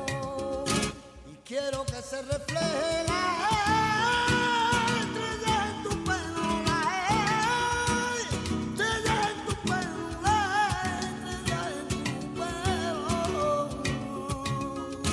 Del agua pura que lleva al río, se refleja mi dana, dueña del corazón mío. Del agua pura que lleva al río, se refleja mi dana, dueña del corazón mío, dueña del corazón mío. Por Dios, alcalde mayor,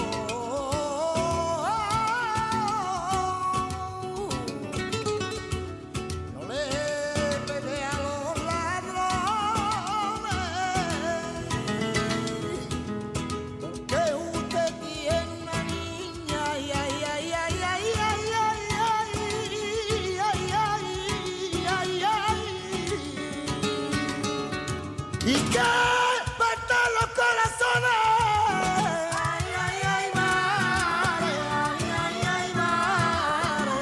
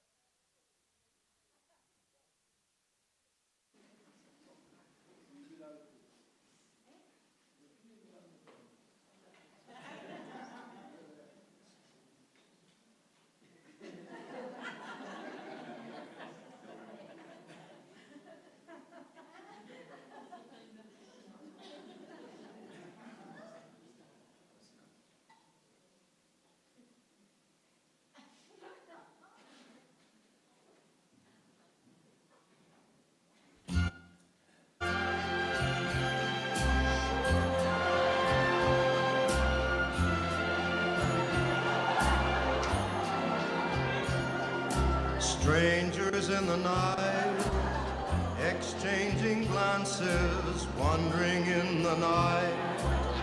What were the chances we'd be sharing love before the night was through?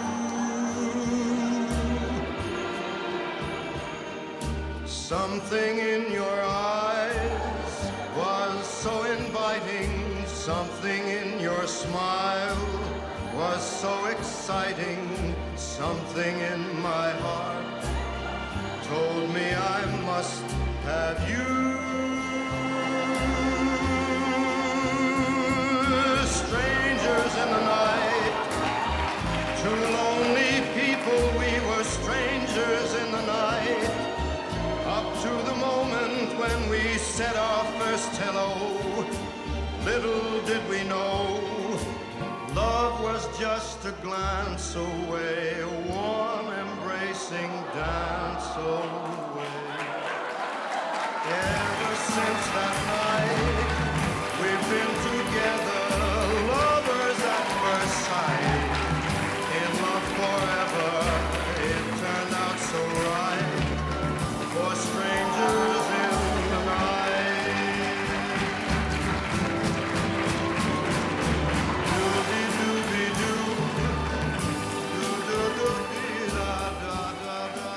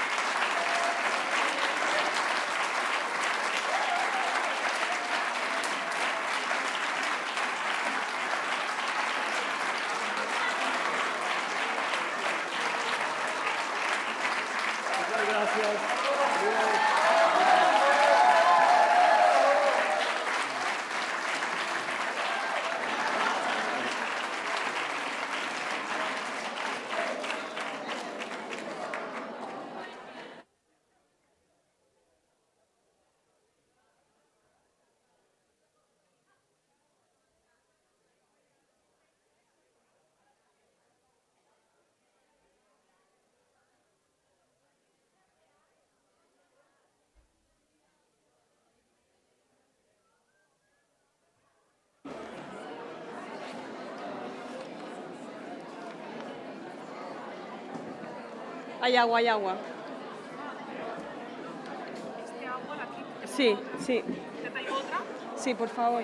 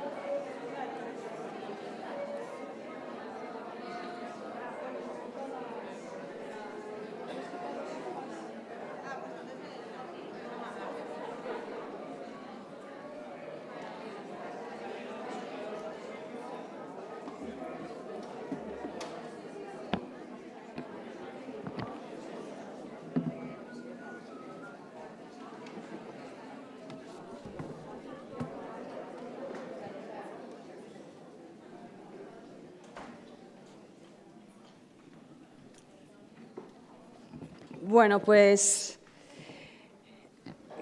Well, la verdad es que yo creo que hemos vuelto todos un poco a la infancia y sin duda, bueno, the nos truth is hemos that we went reído all back to muchísimo, childhood, pero ya es... and I'm sure we had a good laugh. But now, the time has come to close this edition of 2025, and to do that, we were asking Mama Fiera to take this responsibility. She knows very well how to use words, and we have asked her for something quite complicated, which is trying to summarize this last 3 days so that she can just convey that with her own words, with her own experiences. So let's see if we can experience, if we can live what she has been through in the last 3 days.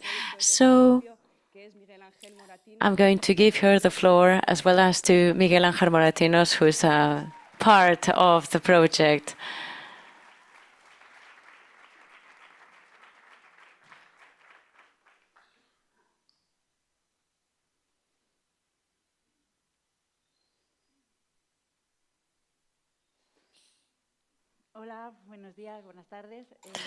So hello everybody. Good afternoon. Well, today it is a great honor to assume again this beautiful responsibility to share a little bit of everything that has been collected through this active listening hours that we have experienced. Voices.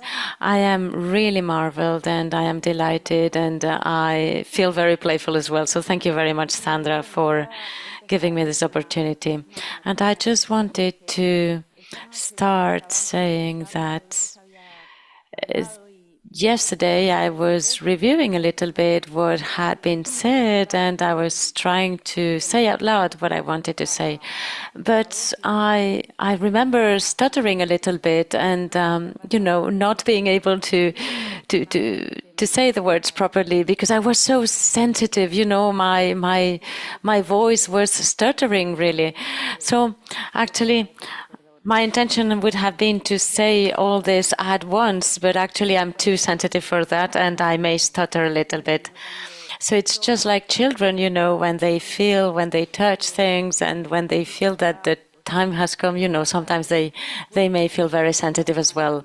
So if I am stuttering, well, let me claim the right for that, because in the end, it's not such a bad thing to be very sensitive. Being sensitive is not a synonym of lack of maturity. This is just being human. So having said that, let's get started. So the days of dialogues were inaugurated last Friday with the sound of three voices that are the resistance in a fragmented world, as Sandra Monac said, Leila Guerrero, and the singing voices of Marta Terrella and Elena Ros of Tartarelena. So three queen voices that reigned at the beginning of these days, and they were the light of the Isle of the King. With Leila Guerrero, we were able to approach her invincible summer, the summer of childhood that exists forever. In her case, with a piece of junk in his grandmother's colonial house, we could imagine the world that we could imagine that she could alienate herself from the world to be able to fantasize. And as an adult, she needs to be devoid of herself in order to write. But she wrote already when she was a child, even though she couldn't write the words. It was through her stories, through her imagination, through the stories that she was told, especially by her grandmother. Because writing and playing occupy the same place in this house, as she used to say. She also told us that in the myth of Sisyphus, narrated by Camus, Sisyphus was stronger than the rock just at the pause, just before resuming the work of pushing the rock again. Leila explained us that she felt very happy in that space that is generated between finishing a text and starting a new one. This is a space to reconnect with the pleasure, with the impulse to write, the pleasure to write. art, just as one plays in childhood for the pleasure of playing. She told us that she considers children's play as something threatened because of the adult intention to give utility to everything. Actually, it's true that the adult world can strengthen us or destroy us. She confessed as well that she wanted to reunite her collection of figurines with Jack chocolates, and if she could recover that collection, she would recover her entire childhood. The day ended with Tartarelena, who transported us on an acoustic journey, connecting us with ancient and modern times, with the sacred and the electronic, with the earth, the root, the voice of water. It's just a play that allows us to play right and wrong, and from a casual mistake may arise a new opportunity to create a fantasy. Yesterday, Saturday, started with a proposal of dialogue around the concept of lucidity, the need to have a lucid vision.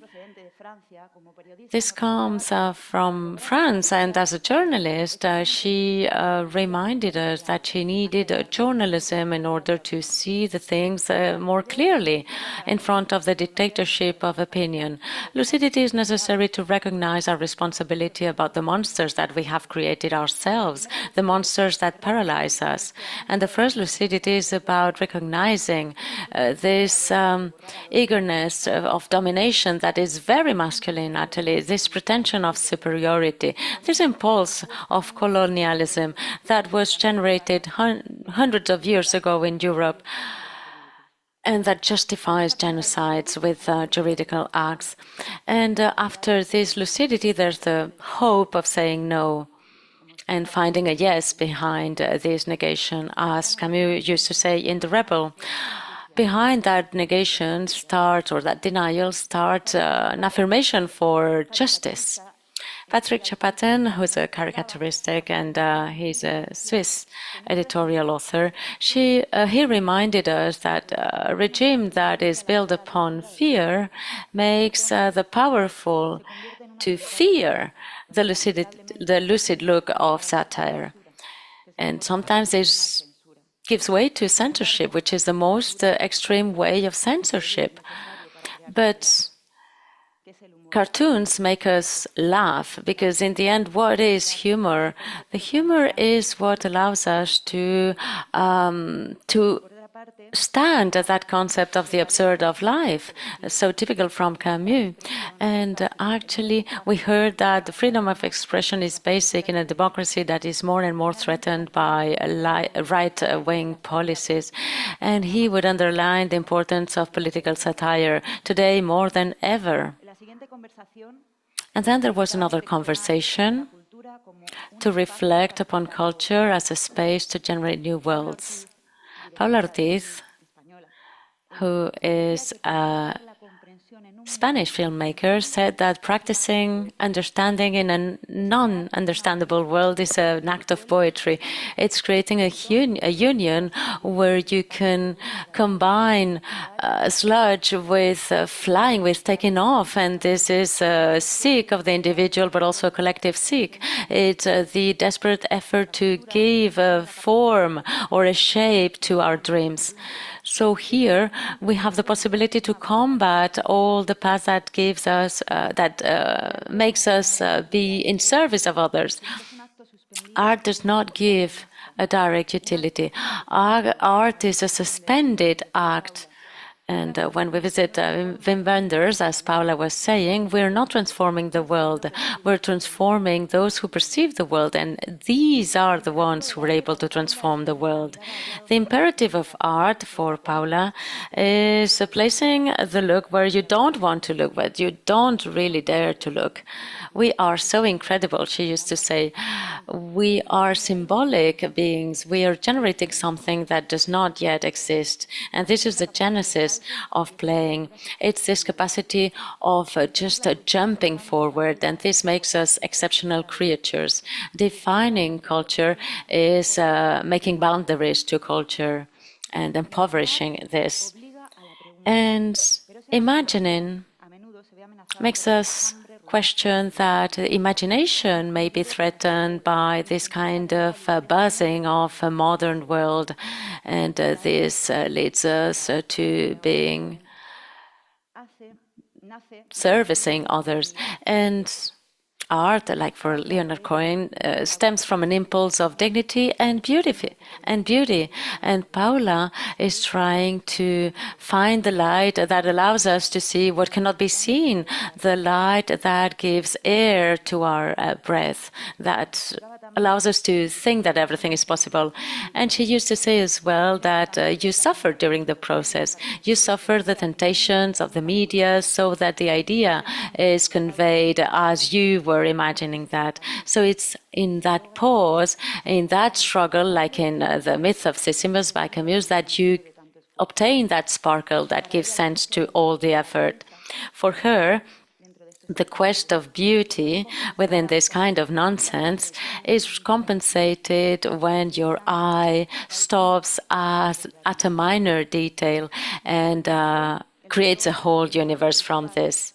And then Mohammed Mahdi, a visual narrator coming from Egypt and who was one of the finalists of the last edition of Camus' Trobades, tells us that we have an ethical responsibility. When Mohammed shows a reality with his work, he thinks it's very important that this is an act of co-creation with the people who are used in those scenes.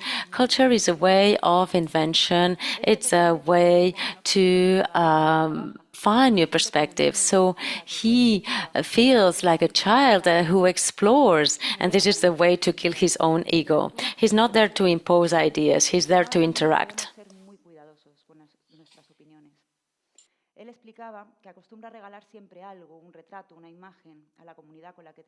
He explained that normally he works with the he gives something to the community where he works with whom he works with as a thankful message, because the protagonists are the people in his portraits along his trajectory. This impulse, this momentum of being witnessing this lack of equilibrium can generate changes towards fairness and justice. The narrator cannot show the totality of a reality because it depends on the framework of his camera. This is why his art, he says, depends on choosing the narrative. Mohammed concluded by saying that he understands art as a tool to generate memory, to show and making worth stories being told in this world. This is where the true possibility of change resides.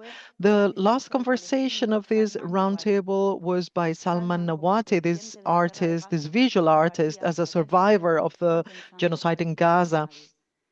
He thought that nobody cares about his people. This is why his creativity becomes part of portraying excellency.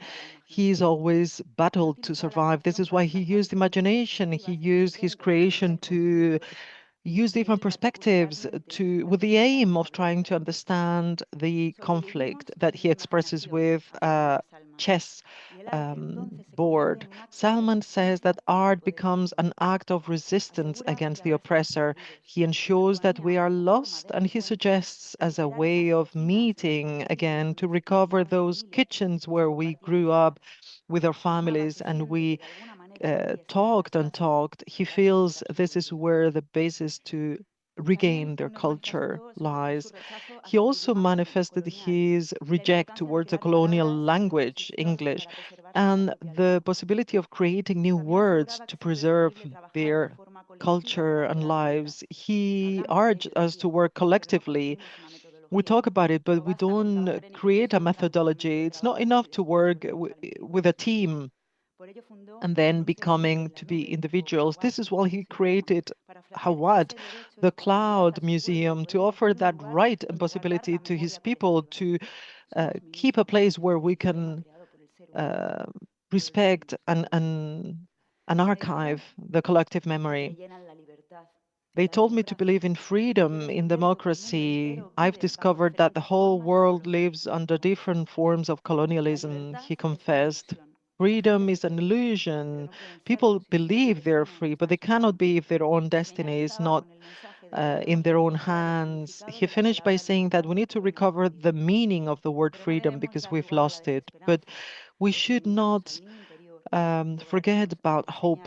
If we cheer up our inner child, we can redesign a future where all of us can finally emerge. Finally, we had the next gathering. This time it was a reflection on the concept of re-enchantment. First of all, Agnès Spiquel, expert on the Camusian work, shared with us some ideas differentiating the active or passive enchantment depending on the quality of an object or subject. Also, we presume that the need of re-enchantment means that previously there was an enchantment and afterwards a disenchantment. Hence, the question, how can we re-enchant it today when art and culture is just a business object? How can we recover actively that creation of the new regard to feel at awe again? Camus in The Soleil, the sun, says that the beauty depends on the look. And in the essay about the yes and no, she says to experiment enchantment and disenchantment as the face and reverse of the same coin. In the desert, Camus talks about this chosen solitude and this beauty as a re-enchantment. And in the islands, Camus shares this form of enchantment when the traveler arrives somewhere without knowing this is the destiny he was searching for. That summer, Agnès says, needs to be regenerated by finding beauty. This is why we can only be a true artist if we know the secret of re-enchantment. Afterwards, the cultural commentator Jorge Carrion and writer shared the difficulty that we find to re-enchant ourselves in this world under the suspicion of the AI menace growing. Jorge believes that it's impossible to go back to childhood because of biochemistry, so he suggests going back to adolescence because it's the closest bridge that approaches to childhood. He recognizes the creation of new worlds, relinking with the imagination that it was offered to him by the role games as an adolescent, inspiring afterwards his phase as a writer. Leo Fernandez Porta recognized the need to allow himself the creative need far beyond the academic one. He sees writing as a lab exercise. He surprises himself with different creations every time and thus feeling re-enchanted again. Because if you can't re-enchant yourself with your own creation, how are you going to encourage your reader? Then we talked about the polyphony of game for the next roundtable, which began with intervention by Lucia Sesma, a linguist and philologist. Lucia reminded us that dialogue is the kindest way to relate to the other, and that in language resides the possibility of creating our own individual identity and collective. Since the beginning of time, Neanderthal had an articulated language, and through the study of migration, we learn that the evolution of languages depends on different emotional impulses. Somehow, this defines time far beyond our surviving act. Language becomes a code that makes us human. We learn language as a game that becomes more and more complex. Our first sounds, she said, respond to the need of being fed and being loved. This is not out of chance that mama and papa are pronounced in many words, many languages, sorry. Mama, it's the open vowel by joining our lips. This need on and on again to be loved and fed. After the narration, lies begin to stimulate imagination or to provoke lying to others. In the word lies the possibility of existing, of creating different universes. We can join our universe by living, um, thanks to our jargon, leaving the others aside. We can create clandestine codes to survive. Whatever the case, word and identity, it's something that's always interwoven. And she concluded by saying that the language can relate, redeem, or condemn, but also to heal. Afterwards, Moritz Neumüller, an Austrian curator, invited us to reflect on truth and lies by the representation of images, codes, or words. Representations can be true or false, but it seems that it's no longer important given the fact of growing AI. So this becomes a new instrument for creativity. He also shared with us his worry in front of how we are reducing our fingertip movements, losing the capacity to play and move with our whole body. But it's important to keep playing, to keep this creative spirit. We should not fear AI because our creativity goes always far beyond the algorithms. Our place is our secret weapon. We also could listen to Yinka is Great, an African descendant bailaora, a flamencan bailaora, who was born in the UK but who's living in Seville. She invited us to, for her, invisibility is fundamental in her work. She started saying that hide and seek can be a volunteer game, but also a way to study the invisibility gradients and even a mean to survival. The body sometimes perceives things that the rationale cannot understand. In the Puente de San Telmo bridge, when she went to for her flamenco lessons, she understood afterwards that this is where commercial slavery routes were taking enslaved persons to the Americas. She also showed us an example of invisibility with the Lumière film, the first time that we can see an African bailaor who's been ignored by the collective regard. Things are there even when they are invisible. Afterwards, she said that in an Western world where the lie towards the visible um, is dominant, she loves some methodologies that help us understand our body, our perception through our skin to discover the power of the hidden and to improvise through the physical. This active listening of spaces and bodies can transform the way we relate with ourselves and with the other, she said.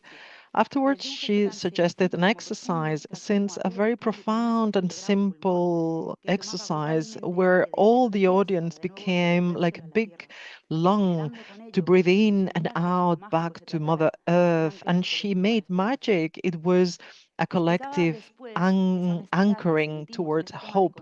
She said that this honesty, this being conscious of our body, can be cultivated. We don't do it once. It's just the way we are in the world that will transform us. To conclude, she added that our body activity is an act of resistance, like the enslaved people danced because their body could not be dominated by their landlords. This is what we should also do. And the last suggestion yesterday was how to rediscover the spirit of childhood. Lena from Lebanon told us that she said that she always prefers to draw rather than to speak because cartoons and children's stories can be illustrated and speak for themselves. She also said that she understands that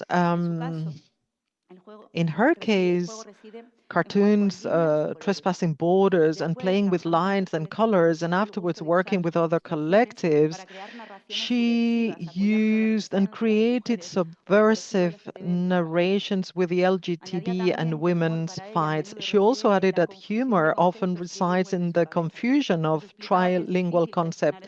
She said that it's difficult to manage this feeling of feeling a foreigner. She's not a German like my mom, but I don't look Arab anymore.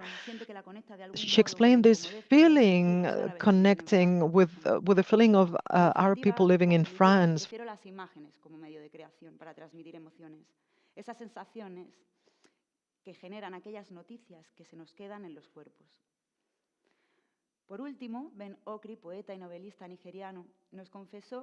And finally, Ben Okri said that he identifies himself very much with Camus because he comes from a complicated childhood affected by wars. He also shares Camus' idea that the spirit of creation is impossible without having the spirit of play. And for his concept of the absurd, he shares the idea that the meaning of anything that one does is beyond our own comprehension, and there lies the absurd. But the fact of doing so supposes that we can have it. We have a meaning, at least that we have imagined, and that's why perhaps we are creators of meaning as humans. And he shared with us the idea that creating is building universes within universes. Creating is affirming the malleability of thought. It's entering into connection with the great and the small in a parallel way, like children do, where metaphors come from a secondary world. This is a magic act. The game, he continued, must be taken seriously in order for it to fulfill its function, which is not the same as asking at it solemnly. We have made playing something only for children, and this is a way to combat boredom. This is completely opposite to the playful spirit. Playing is the original impetus. Playing generates its own meaning, which is a universe where we reign as creators. And that's why playing and creativity have the same origin.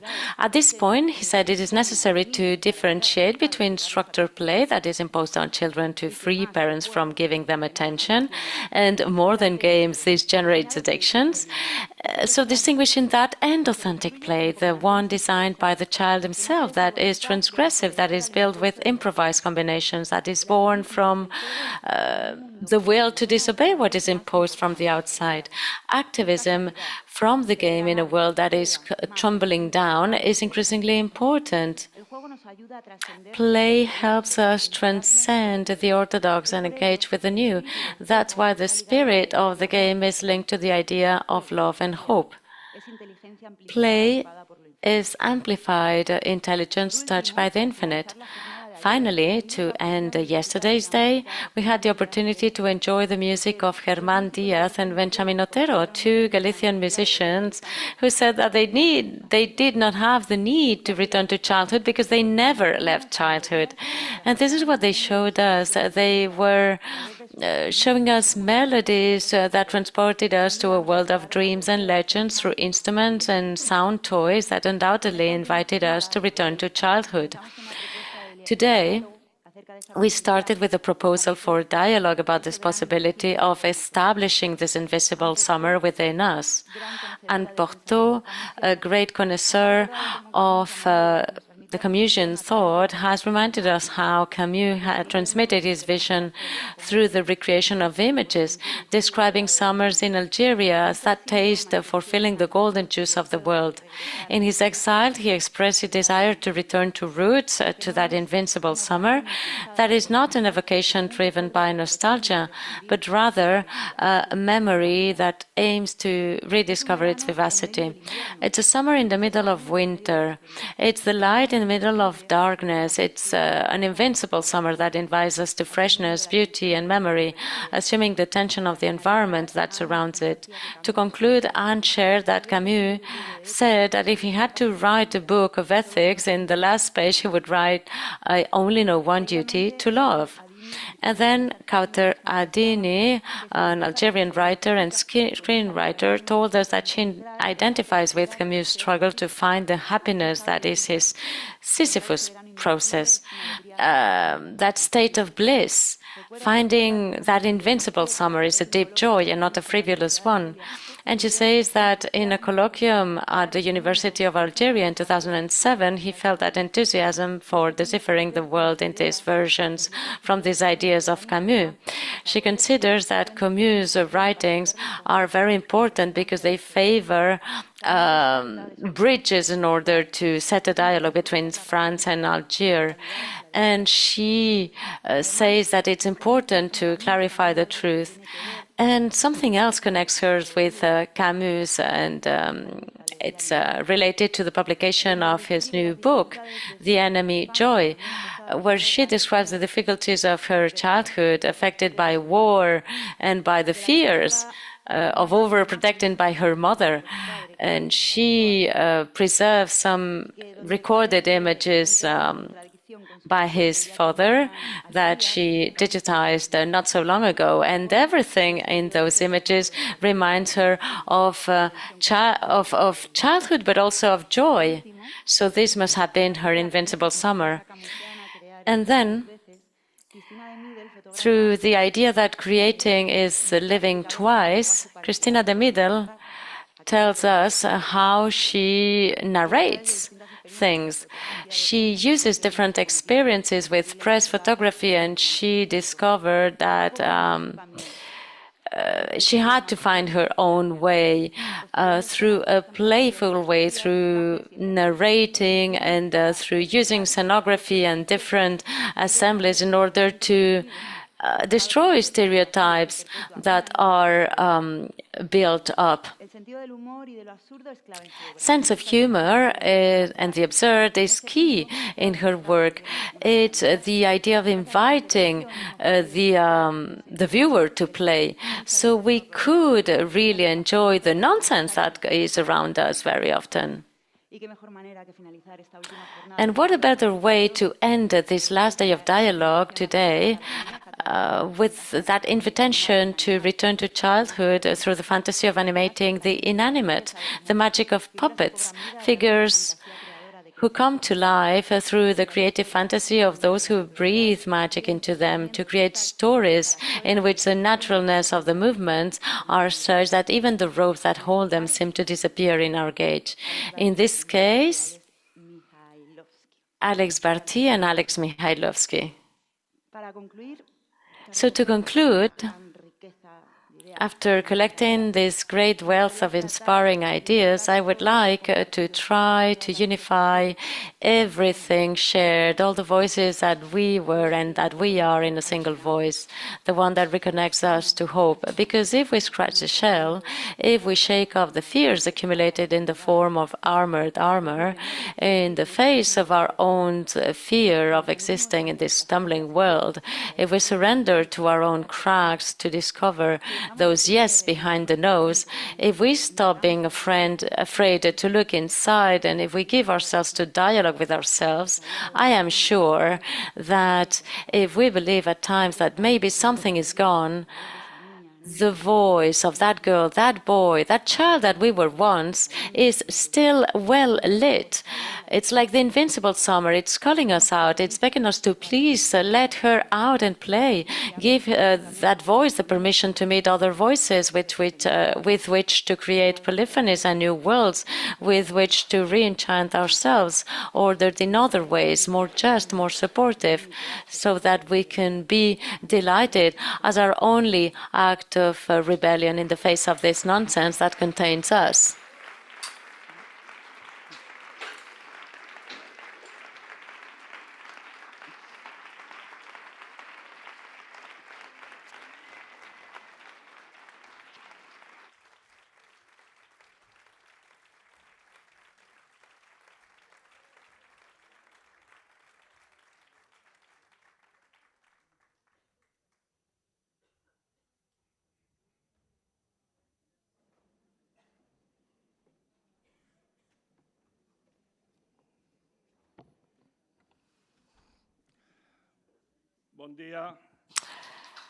So hello, good afternoon.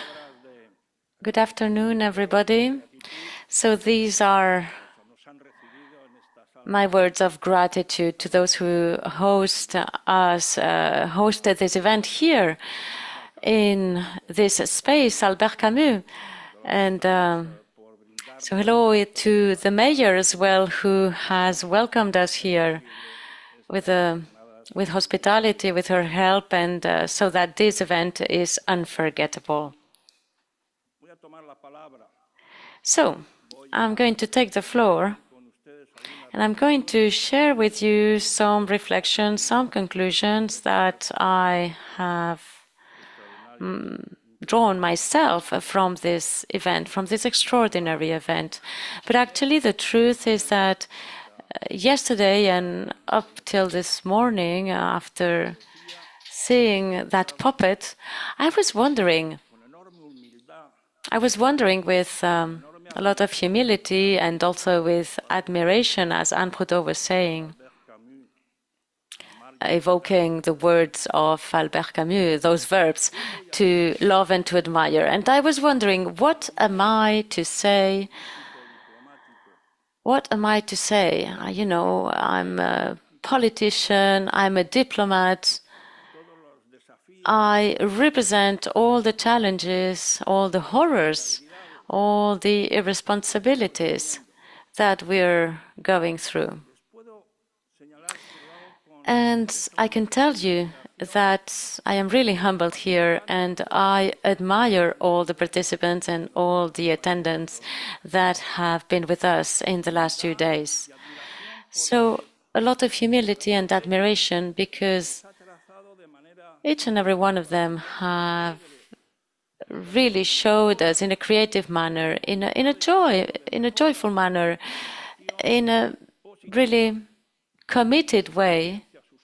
They have showed us their experiences, their knowledge. So what am I to bring? What am I to add? What can I add to those messages, to those voices, to that creativity? So this is how we started on day 1 in the Isla del Rey, which is a magnificent place, that magical space. It was magical, the sea, the island, and the voice of Leila with that accent. And she traced, and she did that in a natural way. I mean, that was her message. She had prepared that. And then, so she traced something, but it was just the beginning of those 2 coming days, and you will see that all the participants were following that line that she wanted to convey to us.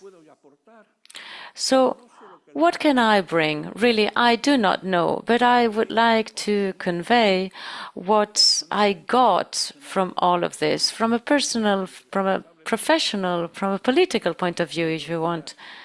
So what have I got after these 2 days? Leila said that play was a metaphor, and it is a metaphor. And today, we're here, as Sandra Monac was saying, in the 5th edition of this gathering, of this Albert Camus Trobades. So we're talking about 5 editions plus all the awards, which is in the end 9 years trying to bring critical thoughts and critical insights in order to assume a responsibility. So if we see all the path that we have covered during the 5 editions, those 5 conferences, you will see that there has always been a meaning. And we started with the return to Ithaca the first year. So we wanted to bring Camus to its origins, to his grandmother that fled because of hunger to Algeria. And then we come to the 2nd edition with the rebel. So we want to revolt, we want to rebel, and Camus, la juste mesure, the right measure. And in a constructive way. And then the third edition was about dialogue. Dialogue, that is the essential instrument, the vital instrument, so that we can understand each other. And during the fourth edition, we were looking for new worlds in front of the injustice and the horrors that we were contemplating in the international community. And now, this time, the organizers surprised us and they said, let's play.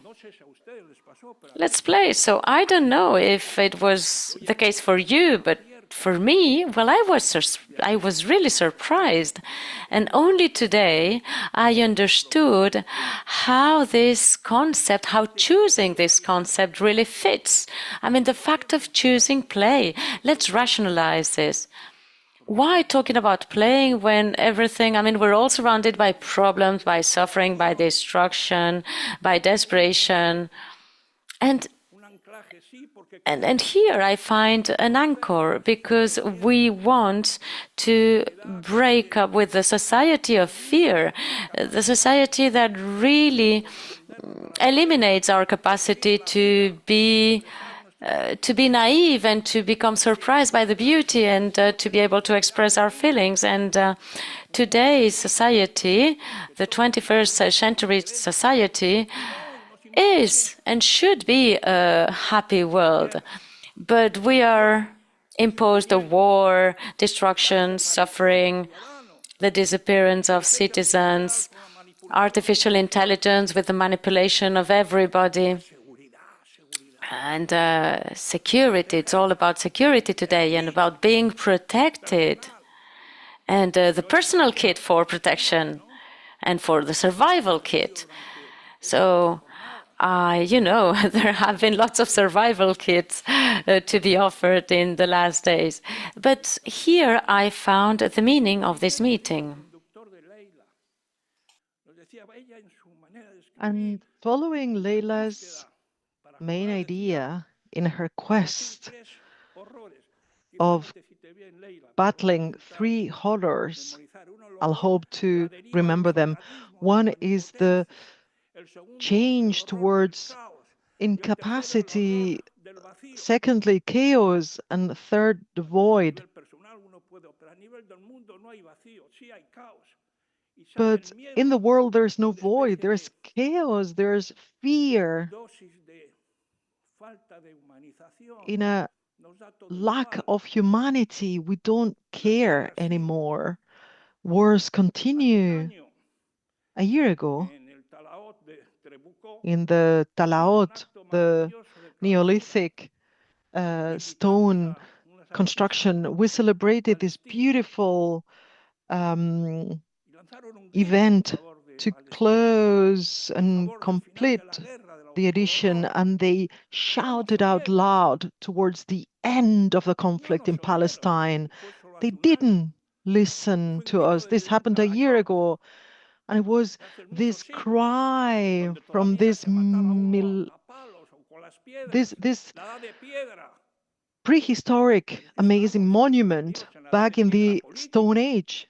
But we are still in a Stone Age politically, because we don't know how to solve issues through violence, through war.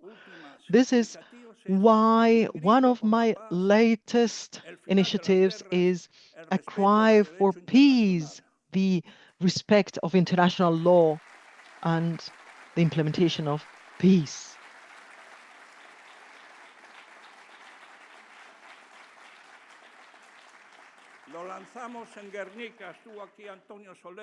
We cried out loud with Antonio Soler representing Menorca in Guernica 10 days ago, and we shall continue. We will continue encouraged and motivated by everything we have listened during this edition. Leila, during the first day, also said that she missed her ego, her persona, the globe, the world, our planet, the individual. Where is this citizen, this man or this woman in this 21st century, where are we heading towards? What can the world do?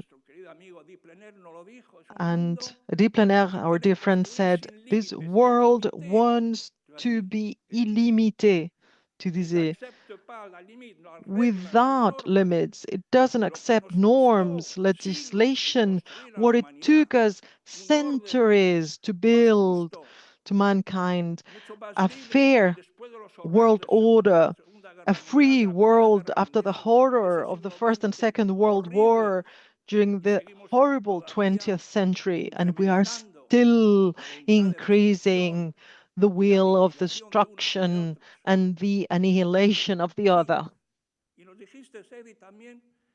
And Sevi also said that we need to say no. And the first strong no is no to wars. There are not legitimate wars, Hannah Arendt said. Warcraft is not an art. It is not the continuation of politics, because there are no politics in wars. When there's a war, there's no democratic debate. I don't know why soldiers go to war. People die. There are the bad guys, of course, but we are in the 21st century. The baddies can be eliminated politically by using other methods. He also said that we not only need to react, we must act. But how can we act in this 21st century right now, when that globe that Leila mentioned is trembling?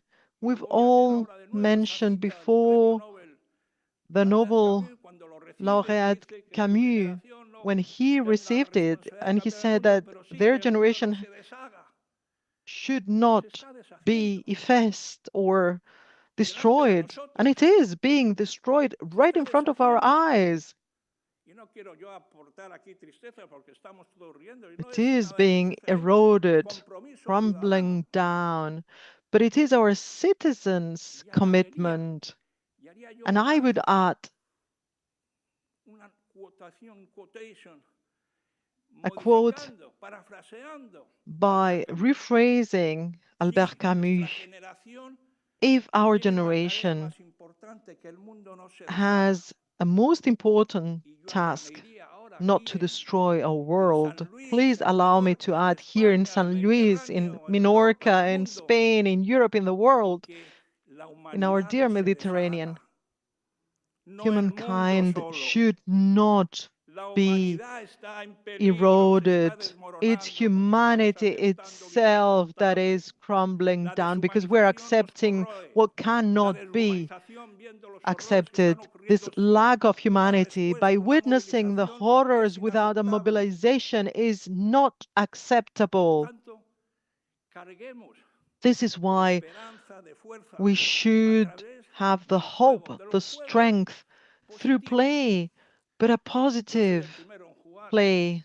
I am the very first one who likes playing, but I don't like war games. I still remember as a child playing with little military boats. You know, B1 sunk. How many ships, warships have I sunk? I don't want my little grandchild to bomb ships. I want her to enjoy ingenuity, what's unexpected, to fight a little bit from, but not never with the mentality of this negative sci-fi, all these war games. What the heck? We can't smoke a cigar outdoors, but they allow children to play war games. No war games, sorry. No war games. Stop letting our kids play with war games. My dear friends, let me conclude by saying that today we shall leave this cultural center committed again to defend what is truly essential in our lives. Horace said, Carpe diem, of course, we need to enjoy the present time. Let's enjoy, let's be happy. Carpe diem, of course. Some other classics, or La Mesure in the Delphos Oracle, everything with let's be measured, let's be contained in our enthusiasm and joy. And philosopher, my friend from Cordoba, as a representative of Cordoba, Seneca said, there are no good or bad winds if you know the right port. And this is the question. There are wailings of sirens, all these illusions that want to attract us towards those stormy waters of artificial intelligence and algorithms. It's opaque. It's not democratic. Who is defining these algorithms? Have you wondered? Do we know how they are programmed, these algorithms? But all of us are surprised. Oh, an algorithm. Well, that's fine. But I want to know, let's add games and plays. Let's add cheer up, joy, laughter in the algorithms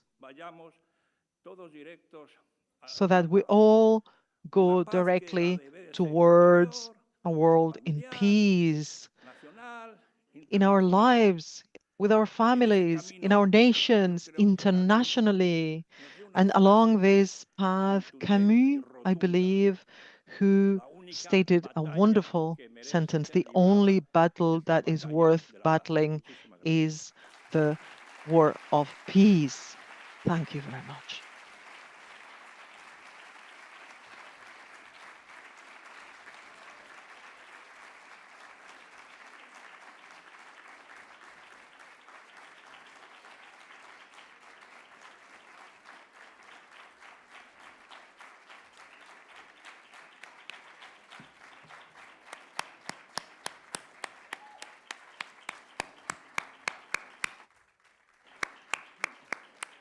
Bueno, pues es hora de decir adiós, pero antes es muy importante para este proyecto el dar las gracias, daros las gracias a vosotros, querido público, por haber sido tan fiel. It's been absolutely amazing. Thank you so much for your loyalty, for being here. Thank you very much also to our sponsors.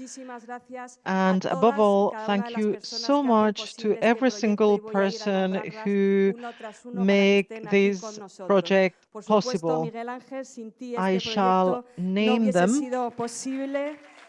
Carlos, mi alma, mi segundo, mi productor, mi hombre de la logística, mi todo, mi asesoría científica, Agnès Piquel. Agnès, por favor, quien me ayuda con los textos del programa. Michel Bagué, mi profesor, que ya no está con nosotros, pero que está en nuestros corazones. Y Fernando Fuentes, que también revisa toda mi programación. Mi gran diseñadora Nerea García, seguir aplaudiendo porque no están aquí, van subiendo. Mi equipo de media, Javier, por favor, David, por favor, Javier, Ana, por favor, Ana Gornés de nuestras redes, nuestro querido fotógrafo David Aquilbao, mis terrícolas, Luis, Sergio, mi hombre detrás de la web, Jordi, después de 9 años ya está aquí detrás nuestro. Mi editor, revisor, corrector, coordinador de traductores, Alex, que no estás aquí. Mis traductoras, Carlota, Samuel, Agnès. Mis queridos de la UCM, Claudia, por favor, Gabriel. Por supuesto, todos los traductores, intérpretes, por estos días tan intensos. Thank you to all interpreters. Thank you, Francis. I don't know who's behind. Susana, Belén, Cheska, Cristina, Frederic. Thank you so much. Thank you to the City Hall of St. Louis, to our mayoress,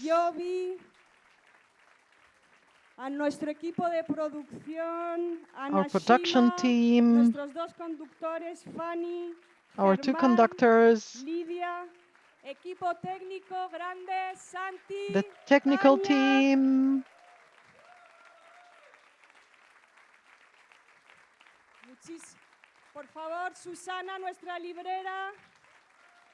our bookkeeper, Susana.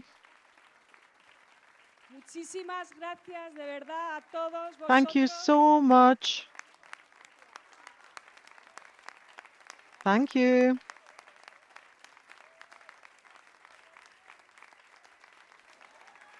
Thanks, everybody.